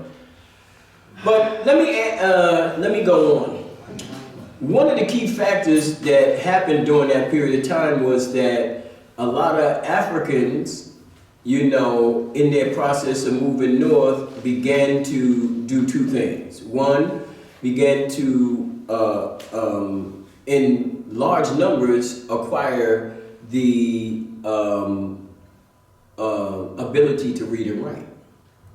And matter of fact, the leaps and bounds of black people in literacy from post-Reconstruction to the beginning of the Renaissance, I would say about 1910, 1912, was enormous. I mean, enormous. And mind you, during this period, black people didn't live in Harlem. You know, at that time, 62nd Street to 77th Street, which they called San Juan Hill. That was the designated locality. Now, we all familiar with Seneca Village and all of that, but that was a time period that was way before that. But during this particular time, that's the area where you had these large congregations of black people in this particular area before Harlem, because at that time Harlem was occupied by Germans, by Jews, Italians, and Irish. They the ones that ran. And as you do know, most of that area was controlled by the Dutch, you know, from Holland. Right. As a matter of fact, the name of Harlem is really, that's not its name. Its real name is New Harlem. That's the name. But when the British come in, they wanted to change the name of Harlem to Lancaster. They wanted to change the name to Lancaster. And the Dutch was like, oh hell no, that ain't gonna go down like that, you know. So they dropped the new and kept Harlem. Like the same thing in New Amsterdam, New York. Right, because as you do, New Amsterdam, not the, they're Dutch, but you know, from Holland. And a lot of times, when we think of slavery, a lot of times we don't think of the role of the Dutch. See, we talk about the Spanish, we talk about the Portuguese, we talk about the English. But the Dutch was up to their earlobes in this shit in a way you could never imagine. They say The Dutch, listen, everything in Holland wasn't tulips and freaking wooden shoes. I'm telling you. They was lowlifes. You know. Y'all never heard of the Dutch West Indian Company? Those are the 2 biggest, the Dutch East Indian Company and Dutch West Indian Company. That's right. 2 biggest slavers. Well, yeah, but you also Slave got... trade, the slave trade. Well, those are not slave trade, they were... Insurance. Well, remember, these are independent entities. They are companies. Right. In other words, at this time, the state wasn't involved in it. In other words, the nation state wasn't involved in it. Like in England, they had the African Royal Society that ran their company. And they were the individuals who were first involved in the trade. The same thing about the Dutch East Indian Company and the Dutch West Indian Company. They did the involvement first. And then after the trade itself got up and running, that's when the states came in and took over, you know, the impact. That's how they did it. So this is what created the foundation. But one of the things that also becomes apparent is that as they began to move from north to south, they also began to do something that they hadn't did in the south. And that was to have freedom of expression. And that in itself changed a whole lot of things. I mean, a whole lot of things. And I'm talking about freedom of expressions in regard to organizations, in regards to institutions. I'm talking about freedom to be able to go to a church and say your sermons the way you want to. Without being controlled. Right. The same thing about freedom of being able to write. You know, remember, all of the literature that you see coming out of the Harlem Renaissance, it wasn't that it started, it didn't start then. It started way before that, but we just didn't have the opportunity to express it because of the restrictions, the social restrictions that were in place that kept all of this at bay. And when Africans got the opportunity to express that, brother, it was like they opened the floodgates and everything rolled out. So many personalities came out of that. Many, many personalities. Have you ever heard of a person by the name of Malcolm Nurse? Anybody ever heard of a guy named Malcolm Nurse? He's probably recognized as one of the premier fathers of Pan-Africanism. That's a Caribbean dude, right? Yeah, that's right. His real name is Malcolm Nurse. He actually went by a pen name. The pen name was, George Padmore. Oh, yeah. Right. Now, mind you, these are the guys who started Pan-Africanism, and all of them were from Trinidad. H. Sylvester Williams, C.L.R. James, and George Padmore. All of them. When you think of Africa, you think of Pan-Africanism? No. So during that time, these are the things that began to develop. And remember, as I said, when we're talking about George Padmore and we're talking about C.L.R. James and we're talking about H. Sylvester Williams, remember, they was not on this particular mainland in the United States of America. They was in Trinidad. What it's saying is that resistance was everywhere. We get this idea that only was small pockets of resistance. No. Everywhere there was black people, there was somebody fighting. For sure. They was fighting. And in this particular period, it represented these particular outlets that would eventually develop that created the NAACP, that created the Urban League. These particular thrusts that eventually become the underpinning, they literally set the foundation for all of the major legislation that would come. Voting Rights Act for men. Anybody know? Voting Rights Act for men. 1870. Let me say that again. Black men got the right to vote in 1870. Absolutely. Remember, black men got the right to vote before white women got the right to vote. 50 years before. Think about that. So what does white men think about their white wives? Yeah. These are the things that we have to begin to address. So when you have people like George Padmore, these individuals also come with organizations. And these organizations became the foundation to these radical movements. So you had guys like W.E.B. Du Bois, who had what was called the Niagara Movement. You had Marcus Garvey, He had the Universal Negro Improvement Association. You had individuals like Noble Drew Ali, who had the Moore Science Temple. You had individuals like the Honorable Elijah Muhammad and Master Farad Muhammad that created the Nation of Islam. All of these were outcomes of that particular time period where they were given the opportunity to literally express how they felt about certain things, but most of all, to challenge the status quo. And the most important thing for all of those organizations, you know what the most important thing for most of them was? The resurrection of the identity of black people. In other words, we were trying to refine who the hell we were. And those organizations, that was collective process, literally began to supply an outlet for that.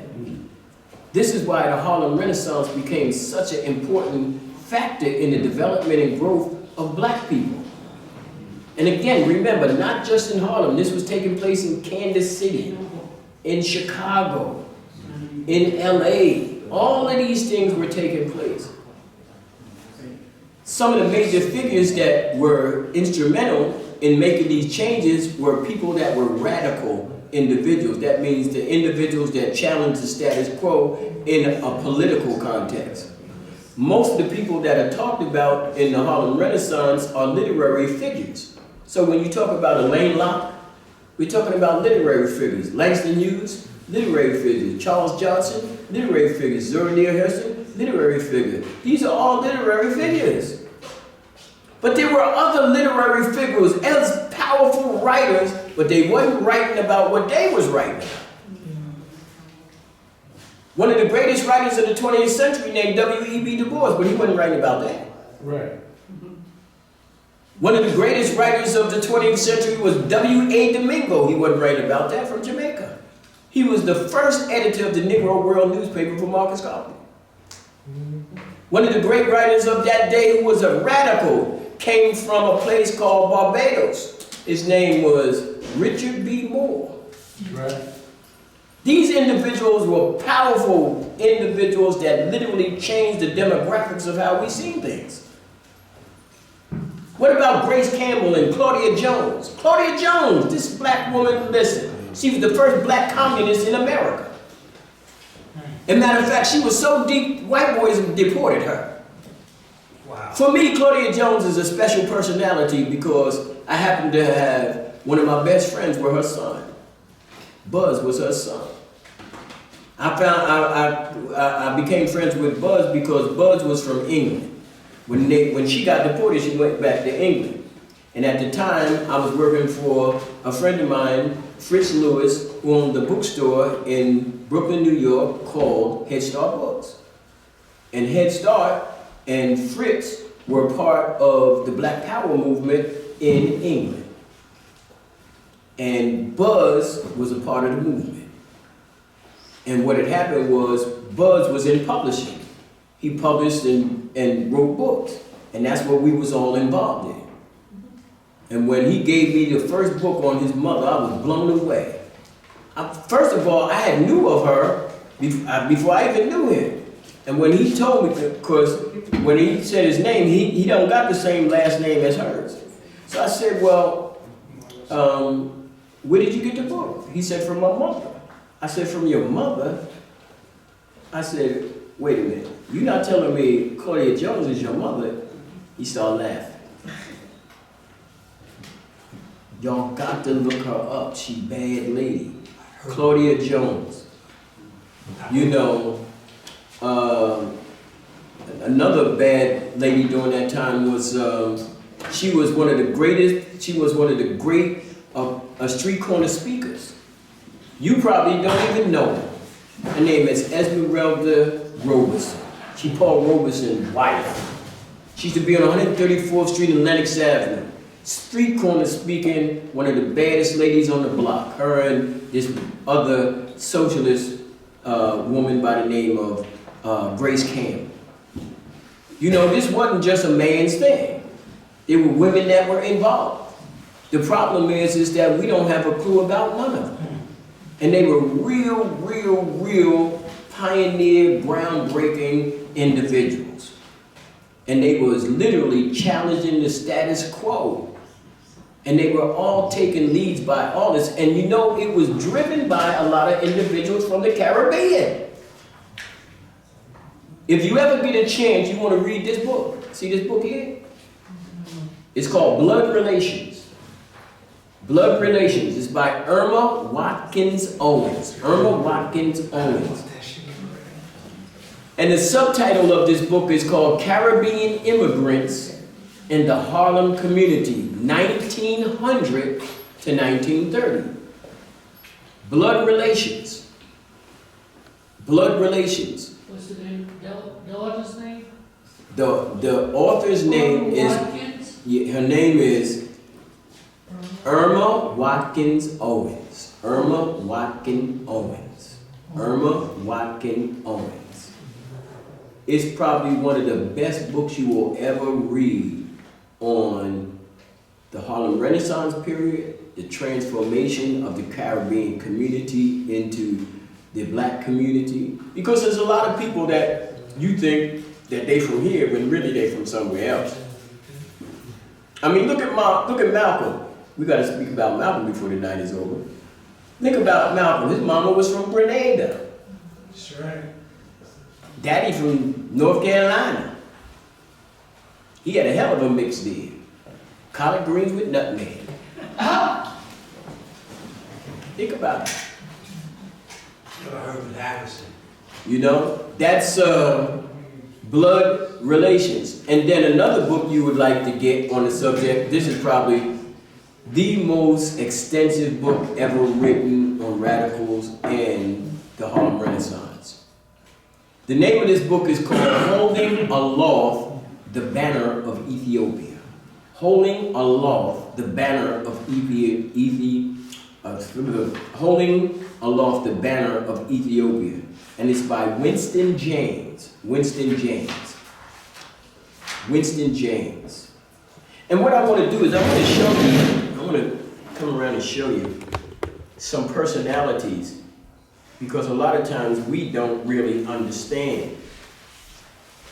Here's a good example. I want to show you. See these individuals? Can you see that, Greg? Everybody can see that.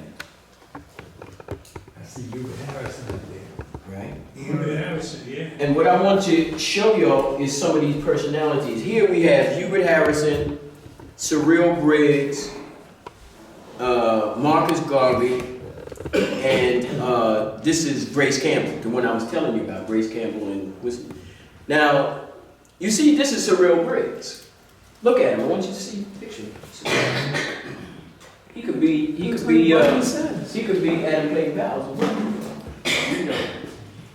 You know, I mean, when you look at how light-skinned he was, y'all see how light-skinned he is. You know, his name is Cyril Briggs. That's him right here. Now, what's significant about Cyril Briggs is he started an organization. That's him right here. That's Hubert Harrison we're going to talk about him. Right, that's Grace Campbell, Marcus Garvey, Cyril Briggs. Now, what's significant about Cyril Briggs? Audacious. Huh? Audacious. Oh, way audacious. He was an individual who had a color complex, because he felt that he was too light for how strong he was. But one thing about Cyril Briggs was he created an organization called the African Blood Brotherhood. That's right. It was probably one of the most radical organizations of its day. It was the Black Panther Party before the Black Panther Party. Yes, sir. They were armed. They were individuals who actually were ex-military individuals that came from the war and decided that all of the skills they learned from the American government, that they was going to use that for the protection of the black community from mob violence. What's so significant about the African Blood Brotherhood was they were the individuals who were involved in Dick Rowland. Anybody know Dick Rowland? Yeah. Yes, sir. Tell them who Dick Rowland is. That's the individual who was involved in the situation that transpired in Black Wall Street. He was an elevator operator, and he was the one who, the fishtail grew from just bumping into a white woman. He bumped into the white woman, and by the time, a few hours later, it was literally a rape, a so-called rape, and the white community was enraged, and you know, in no time, it was an all-out assault on black people. That's right, and that's who Dick Rowland is.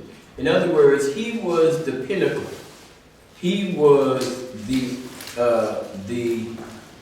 beginning of what we today call the Tulsa, Oklahoma riots. Right. Massacre. Massacre is better, yeah. The issue with that is that the African Blood Brotherhood played a role in that.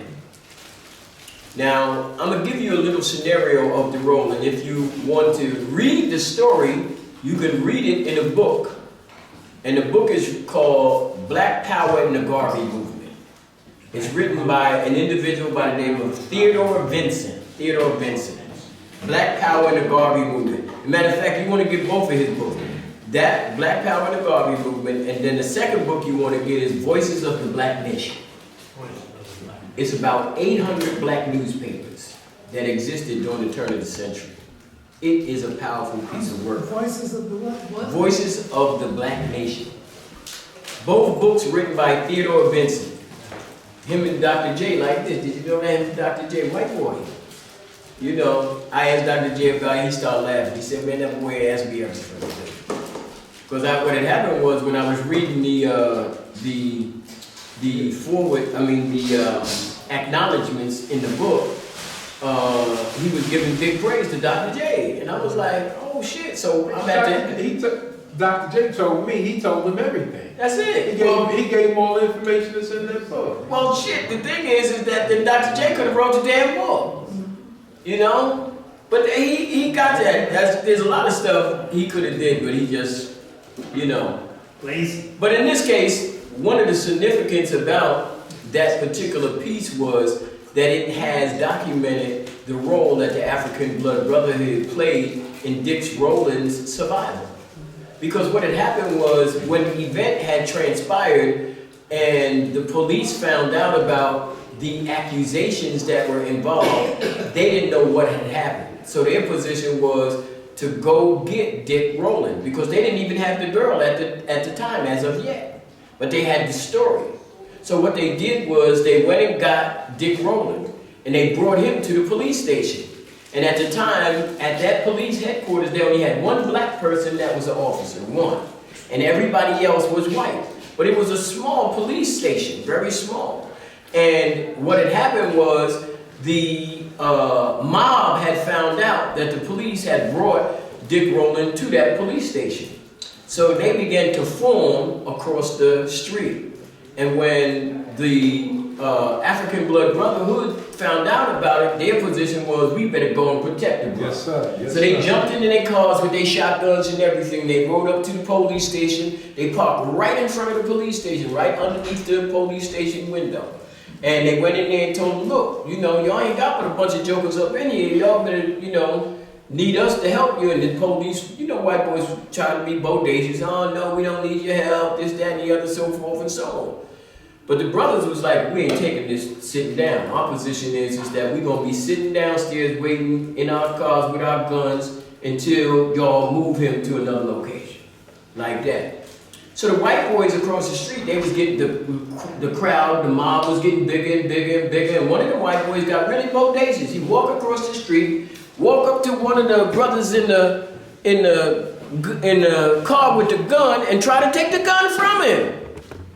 You know the brother didn't waste no time. Do that hit right off. That's right. That's what started the whole shit. That's what started everything. After that, white boys just got buck wild. See, a lot of times we are more familiar with the rumors of what happened versus what evidence we have of what happened, you know? And one of the things we have to begin to do when we do research is look for the evidence, not the hearsay. Look for the evidence. What evidence do we have that such and such happened? You see what I'm saying? And if there is no evidence, then couch your material that way. That means let your audience know, I don't have no evidence for this, but this is the story that's told about this subject matter. I might not agree with it, I might agree with it. But the issue is, it covers your butt if new information come out that disregards what you just said. See, when you telling and you passing on information, the most important thing is accuracy.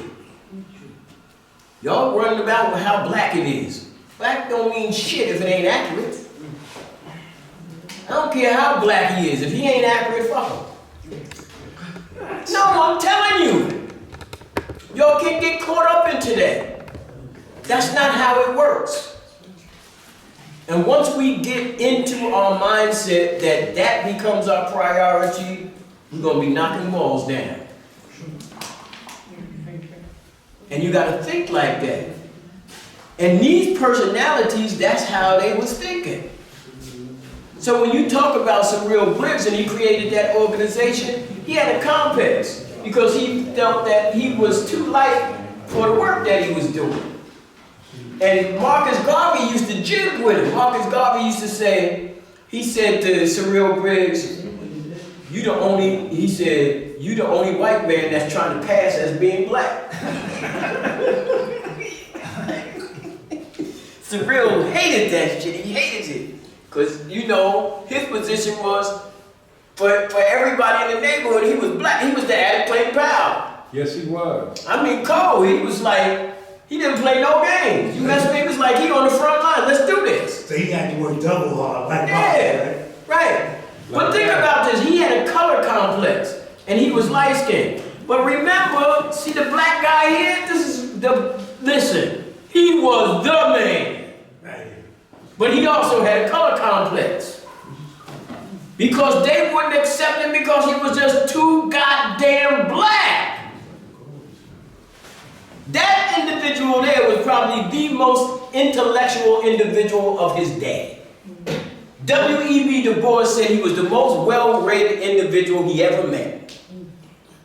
And he was light-skinned. Listen to this.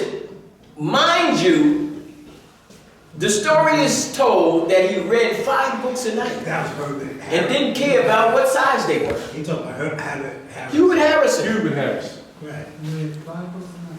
He He was originally from St. Croix, the Virgin Islands. Never went to no school in his life. Self-taught. Here was a guy who actually single-handedly created Soapbox Street Corner Speaking on 134th Street in Lenox Avenue. See, now we call, you know, African Square 125th Street and 7th Avenue. That's African Square. But real African Square years ago during the Harlem Renaissance was 134th Street and Lenox Avenue where the Schomburg Library is. Because really, that wasn't the library, it was the County Cullen Library, which was around the corner in the brownstone. Right, that's where everything took place. But this guy here, he was on a whole nother level.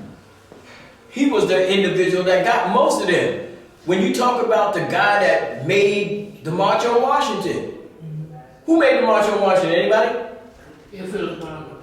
I like this guy. This guy knows history. A. Philip Randolph was the guy. And the guy who organized it was Barry Rustin. The only problem is they didn't have to organize anything because Roosevelt capitulated. Gave up some jobs and they was good. On a threat. On a threat, that's correct. And the issue here represented that as time went on, those individuals will be the students of this black man here, Hubert Henry Harrison. How I came across him was Dr. Ben and Dr. Clark Clark and John G. Jackson used to talk highly about this guy. They would say he was the most well-read individual in Harlem. They had a term they called him in Harlem. They called him the Black Socrates of Harlem. That's what they called him. So I was like, who the hell is this guy? And when I went to look up the information, I couldn't find nothing. So I went up to the Schaumburg Library and they had shit on microfilm. I was in there like days looking up this stuff. And I seen this article, came out in 1921 in New York Times, 21. And in the article that was written, it was about Hubert Harrison, who was speaking in the sub-treasury in Wall Street under J.P. Morgan's office. Right. J.P. Morgan used to have an office upstairs. He would speak right down underneath his office. And on this corner, that day, street corner speaking, he galvanized 11,000 people right on the corner. It became such a spectacle, they roped off the area and everything. So I was in the Schaumburg looking for this article, 1921. So I find the article, and I look on it, and I'm reading it, and I get all of the information, and as I flip the microfilm, the second page comes up, and the second page has an article that says, Garvey must go. I was like, oh shit, what is this? So I read the article, and the article was talking about how there was a beef between Marcus Garvey's followers and A. Philip Randolph. He said that A. Philip Randolph was standing on the corner doing his soapbox speaking, him and Chandler Owens. They had a newsletter they called The Messenger. And they was on his soapbox talking about how Marcus Garvey was a charlatan, taking everybody's money and talking about fraud and all of this kind of stuff. And when Marcus Garvey's people heard about this, they was like, oh shit, we got to step to this. So they went across the street and said, man, you better keep Mr. Garvey's name out your mouth. Better leave Mr. Garvey alone. Went back across the street. A. Philip Randolph said, man, I don't care nothing about that. Got back up there and started speaking again. All over the stuff.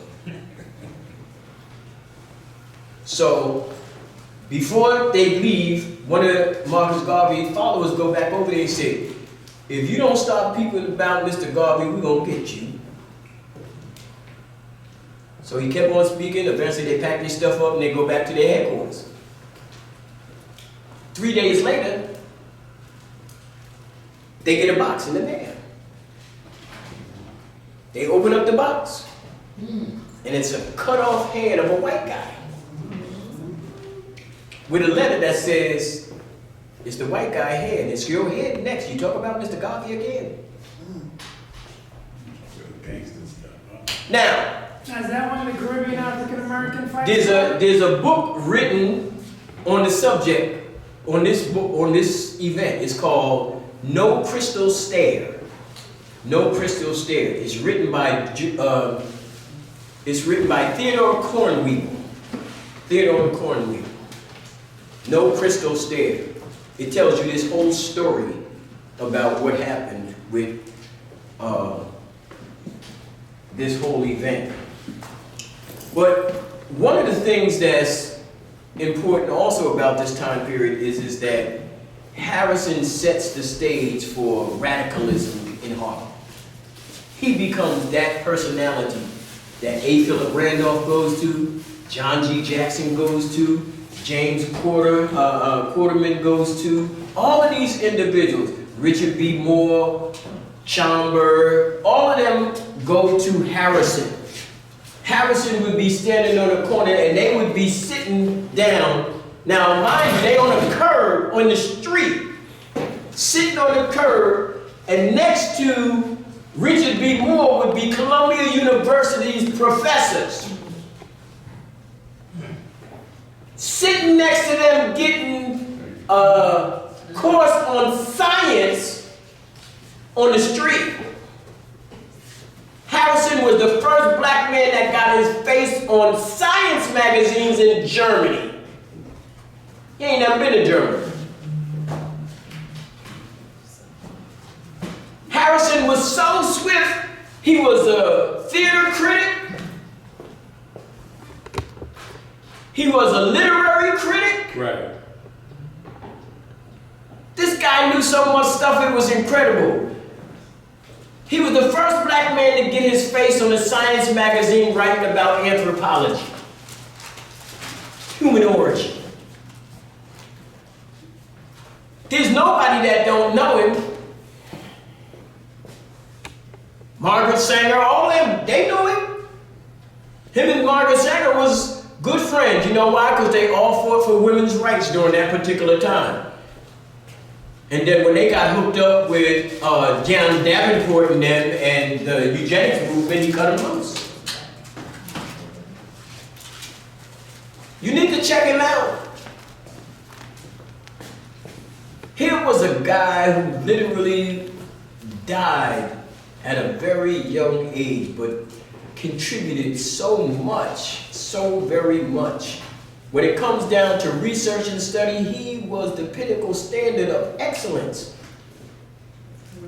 Remember, Marcus Garvey was from Jamaica, St. Ann's Bay, Jamaica. W.A. Domingo from Jamaica. Richard B. Moore, Barbados. Cyril Briggs, Nevis. Claude McKay, Jamaica. Think about all of these people we're talking about. And I'm going to switch over 5 minutes before we cut loose. What's that book, Trust, that went about the Caribbean? It's called Blood Relations, Irma Watkins Owens. And the other one? This is called Holding Aloft the Banner of Ethiopia. Holding Aloft the Banner of Ethiopia. You saying LOLT? Say that again? We holding a LOLT or LOLT? No, A-L-O-F-T, aloft, like aloft. But you know, before I leave, it would be important that, and sacrilegious to leave and not talk about Malcolm on the anniversary of his assassination. Now, most of the time, all my life, most of the time during my birthday, I'm always either at a Malcolm X event or I'm usually giving a speaking engagement on Malcolm. But this year, obviously, you know, I had other things I was doing, but I would not go through this day without making mention. And that is that one of the things that we have to begin to look at Malcolm and study Malcolm, not only his accomplishments, but on his shortcomings, please. We just don't know. We don't know. See, the thing is not that he was a great man, but where did he go wrong? Where did he go wrong? So let's do this. Let me ask you all a question. I'm going to ask everybody a question. Mike, just one. One thing that you think Malcolm did wrong.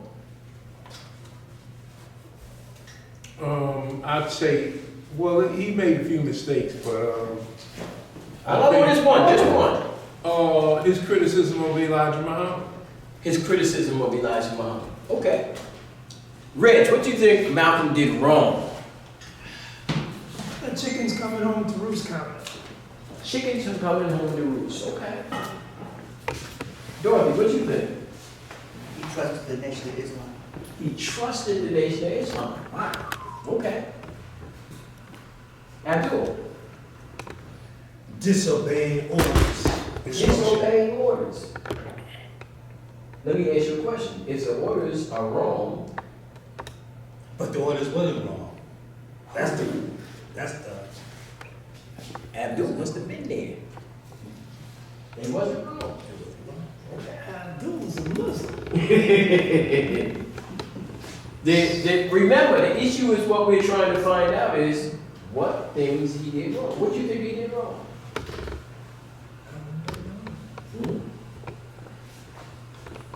Can you give me anything that was one of the catalysts to Malcolm's downfall? Accepting equality of Islam when he was in the Middle East. Accepting Equality. equality. Yeah. Okay, I kind of understand what you mean.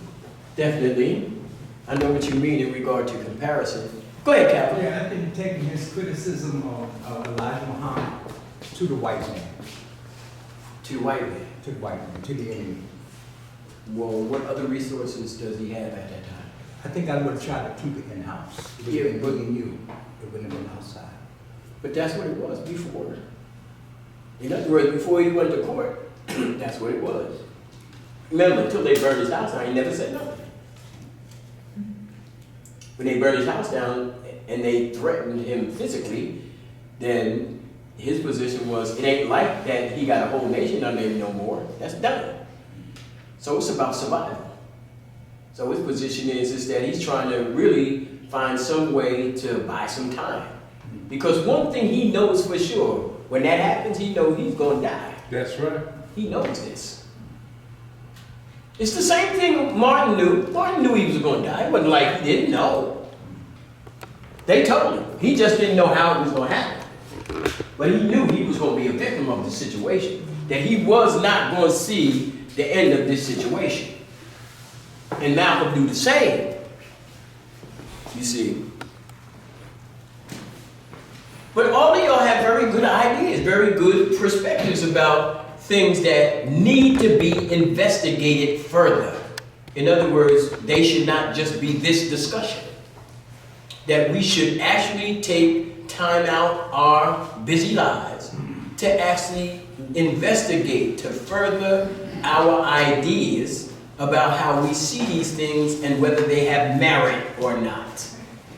That's what research is about. Yes, sir. At the Midland March, Minister Louis Farrakhan posed a question. Do you think I killed Malcolm?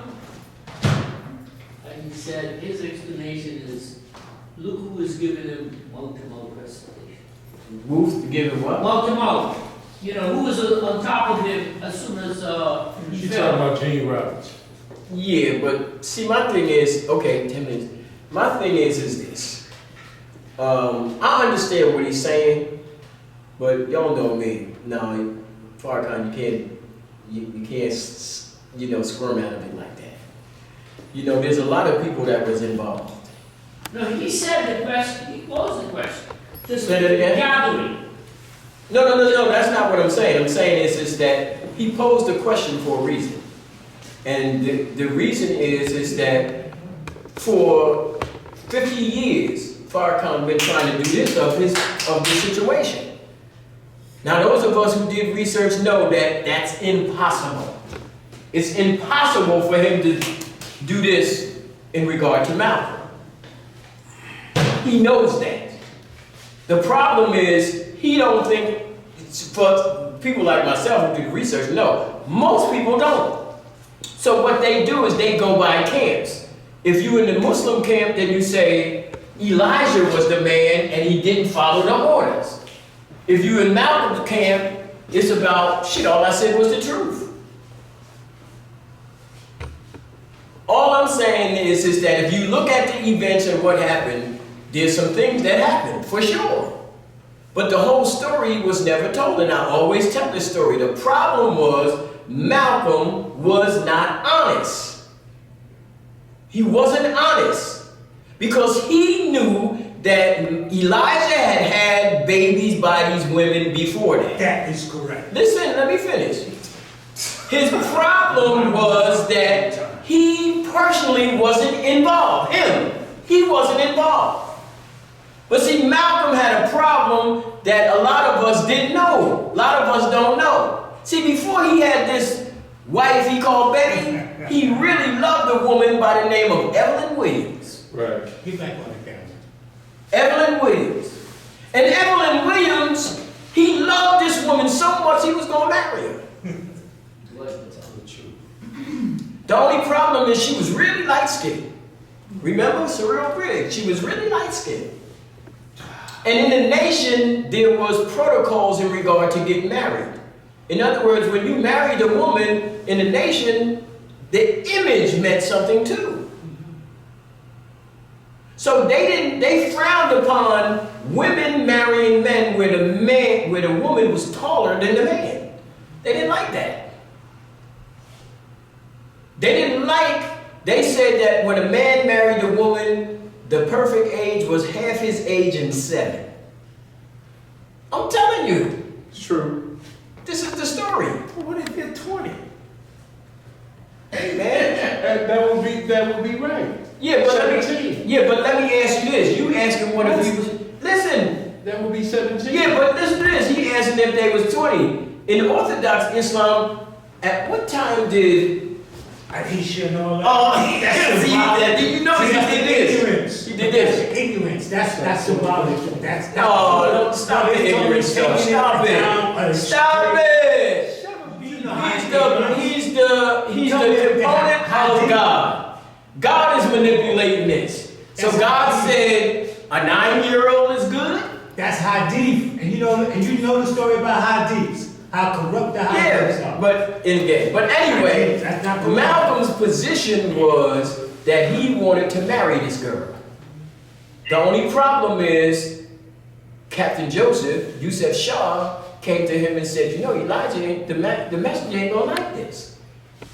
She light, you light, matter of fact, you so light they call you red. He ain't gonna like that. So he started to get, doubts in his mind. So the person that introduced him to Evelyn Williams was his oldest sister, Ellen. So he goes back to Boston and he goes to Ellen. He asks Ellen, what you think? This, that, and the other. And Ellen's like, shit, go with your heart. You want to marry a girl, marry her.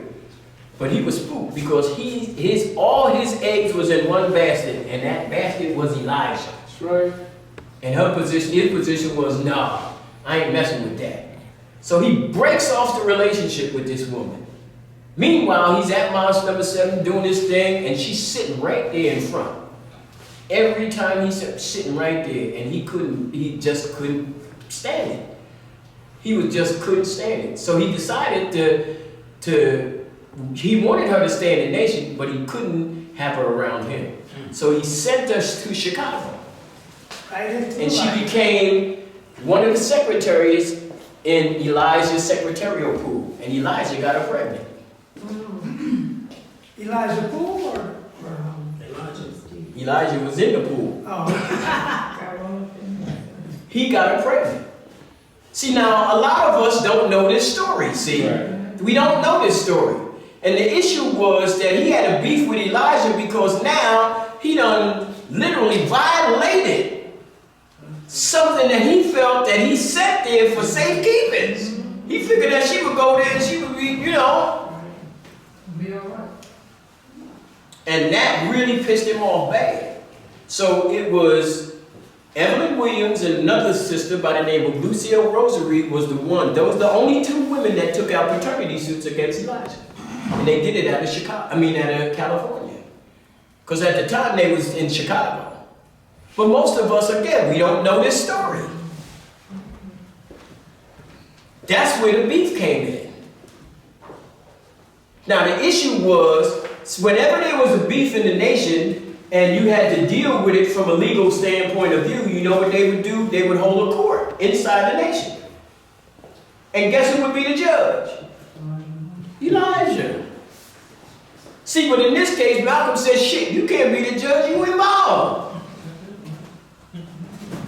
And he knew that even if he went to court, they were going to shoot him down. But the first person that was going to tattletale on the whole issue was Farrakhan. Farrakhan was that guy. He was writing articles. This is December 1964. December 1964, article in the Muhammad Speaks newspaper, where he's explaining to the congregation, and they got a cartoon picture of Malcolm's head bouncing down the street. Well, don't put that with Farrakhan. What do you mean? That's the nation. Don't stop it. Stop it, he's making a statement.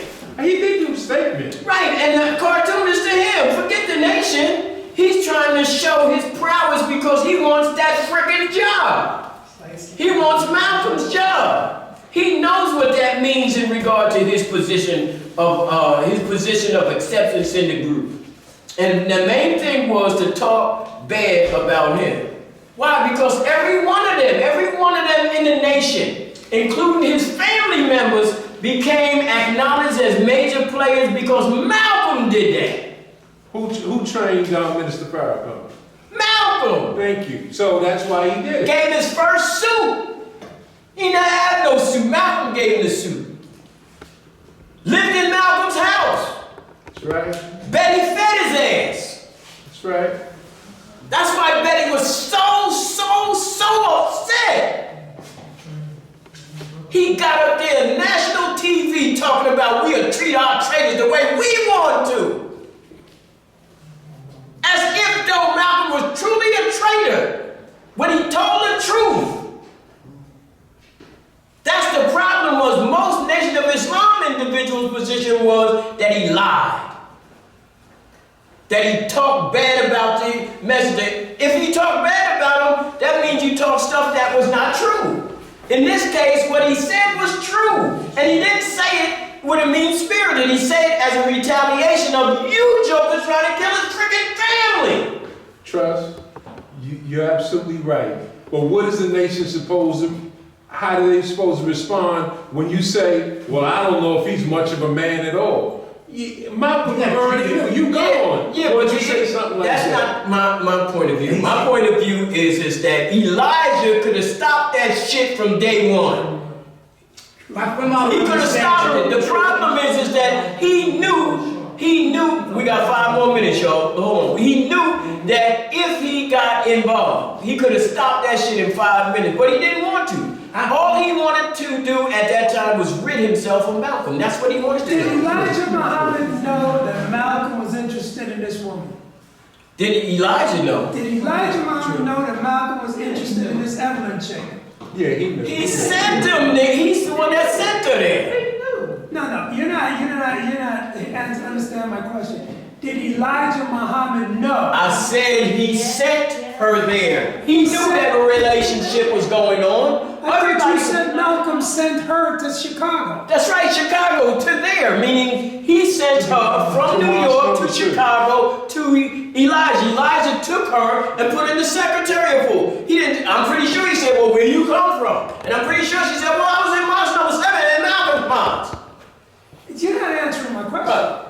Did Elijah know that there was a romantic involvement with this Yes or no? Before she went. Just say yes or no. Yes, she knew. Yes. But there you go. That's it. You ain't got to explain nothing else. That's what Yes. I'm saying. Okay. Because if I got a woman, I'm not sending her to Eddie Murphy's house.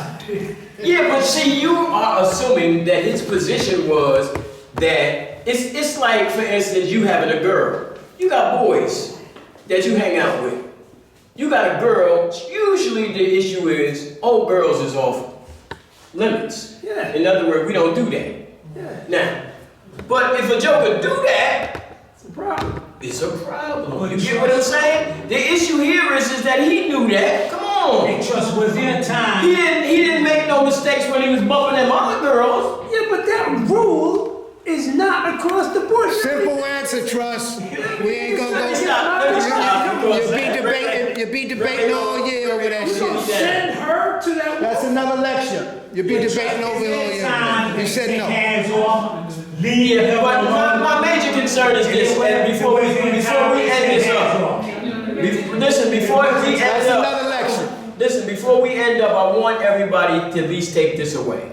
And that is that, as you do know, there was a few documentaries done on Malcolm. Right. There was one done just recently. And there was a lot of praise given to that documentary. And a lot of praise given to the individual that was involved in the particulars. Now, those people that know me know that I did a lot of research on this subject. Right. And I know all the players that's involved. And, you know, based on the material, and the most sought after material, the guy who's getting the claim is not the guy that did the research. That means most of the material that he presented was material that other jokers did. Right. We got credit for it. And he got credit for it, right? Yeah, you don't even get credit for it. It was nothing new. Right, it was nothing new, not one thing I was had a new. documentary in Right, but the second thing is that I want to share with y'all two people's names, and I want y'all to look these individuals up in regard to research on Malcolm. The first person is Paul Lee. Paul Lee. Right. Paul Lee. There's nobody that I know. And like I said, I did at least from 11 to 15 years of research on this subject. That's Freedom of Information Act material, all of this shit. And I'm saying is that Paul Lee is the man. You can ask Gil Noble, or Gil Noble did, but all of them guys that's in the media community, Gil Noble, Tony Brown, all of them know Paul Lee. Thomas Hare, all of them know Paul Lee. Because Paul Lee is the citadel of the study of this. And the second guy is a white boy. But the difference is, the reason he becomes such an important individual because one, him and Paul Lee is like that, and two, him and Malcolm is like that. And that's Peter Goldman. Peter Goldman. He wrote a book called The Life and Death of Malcolm X. What's significant about his book is until Zach Condo's book comes out, which is that's right. You got Paul Lee, you got Peter Goldman, and you got Zach Condo. Zach Condo is the first individual to give you full biographies on all 5 individuals that were the murderers of Malcolm X. Right. The first person to introduce to you the names of those 5 individuals were Peter Goldman, the white guy. You get what I'm saying? The first individual to bring them to the forefront was Paul Lee, because he was the one that read the transcripts that identified the individuals that was involved and put the names together. As a matter of fact, the last individual that was involved, William Bradley, aka Mustafa Shabazz, just died. Right, knew it. Yeah, about a year ago. About a year and a half ago. He was the guy who carried the shotgun who blew Malcolm away. The material is out there. And this is not... Everybody knew who he was too, Trust. That's right, everybody knew him. As a matter of fact, I just found out Waleed died yesterday, day before yesterday, who was the individual when they gave the interview with Rahman. He was the guy that was sitting at the table telling everybody, y'all just need to leave it alone. Leave it alone. No, sure. Yeah. He just died day before yesterday. 80-something years old. 90, as a matter of fact. He was 90. And we're going to end there. I want to thank y'all very much. Very, very much giving me this opportunity. One, I enjoyed, coming to Dr. Mackey's program, and believe me, it's always a blast to be able to share information with other like-minded individuals. I want everybody to give Brother Trust a great big hand and a happy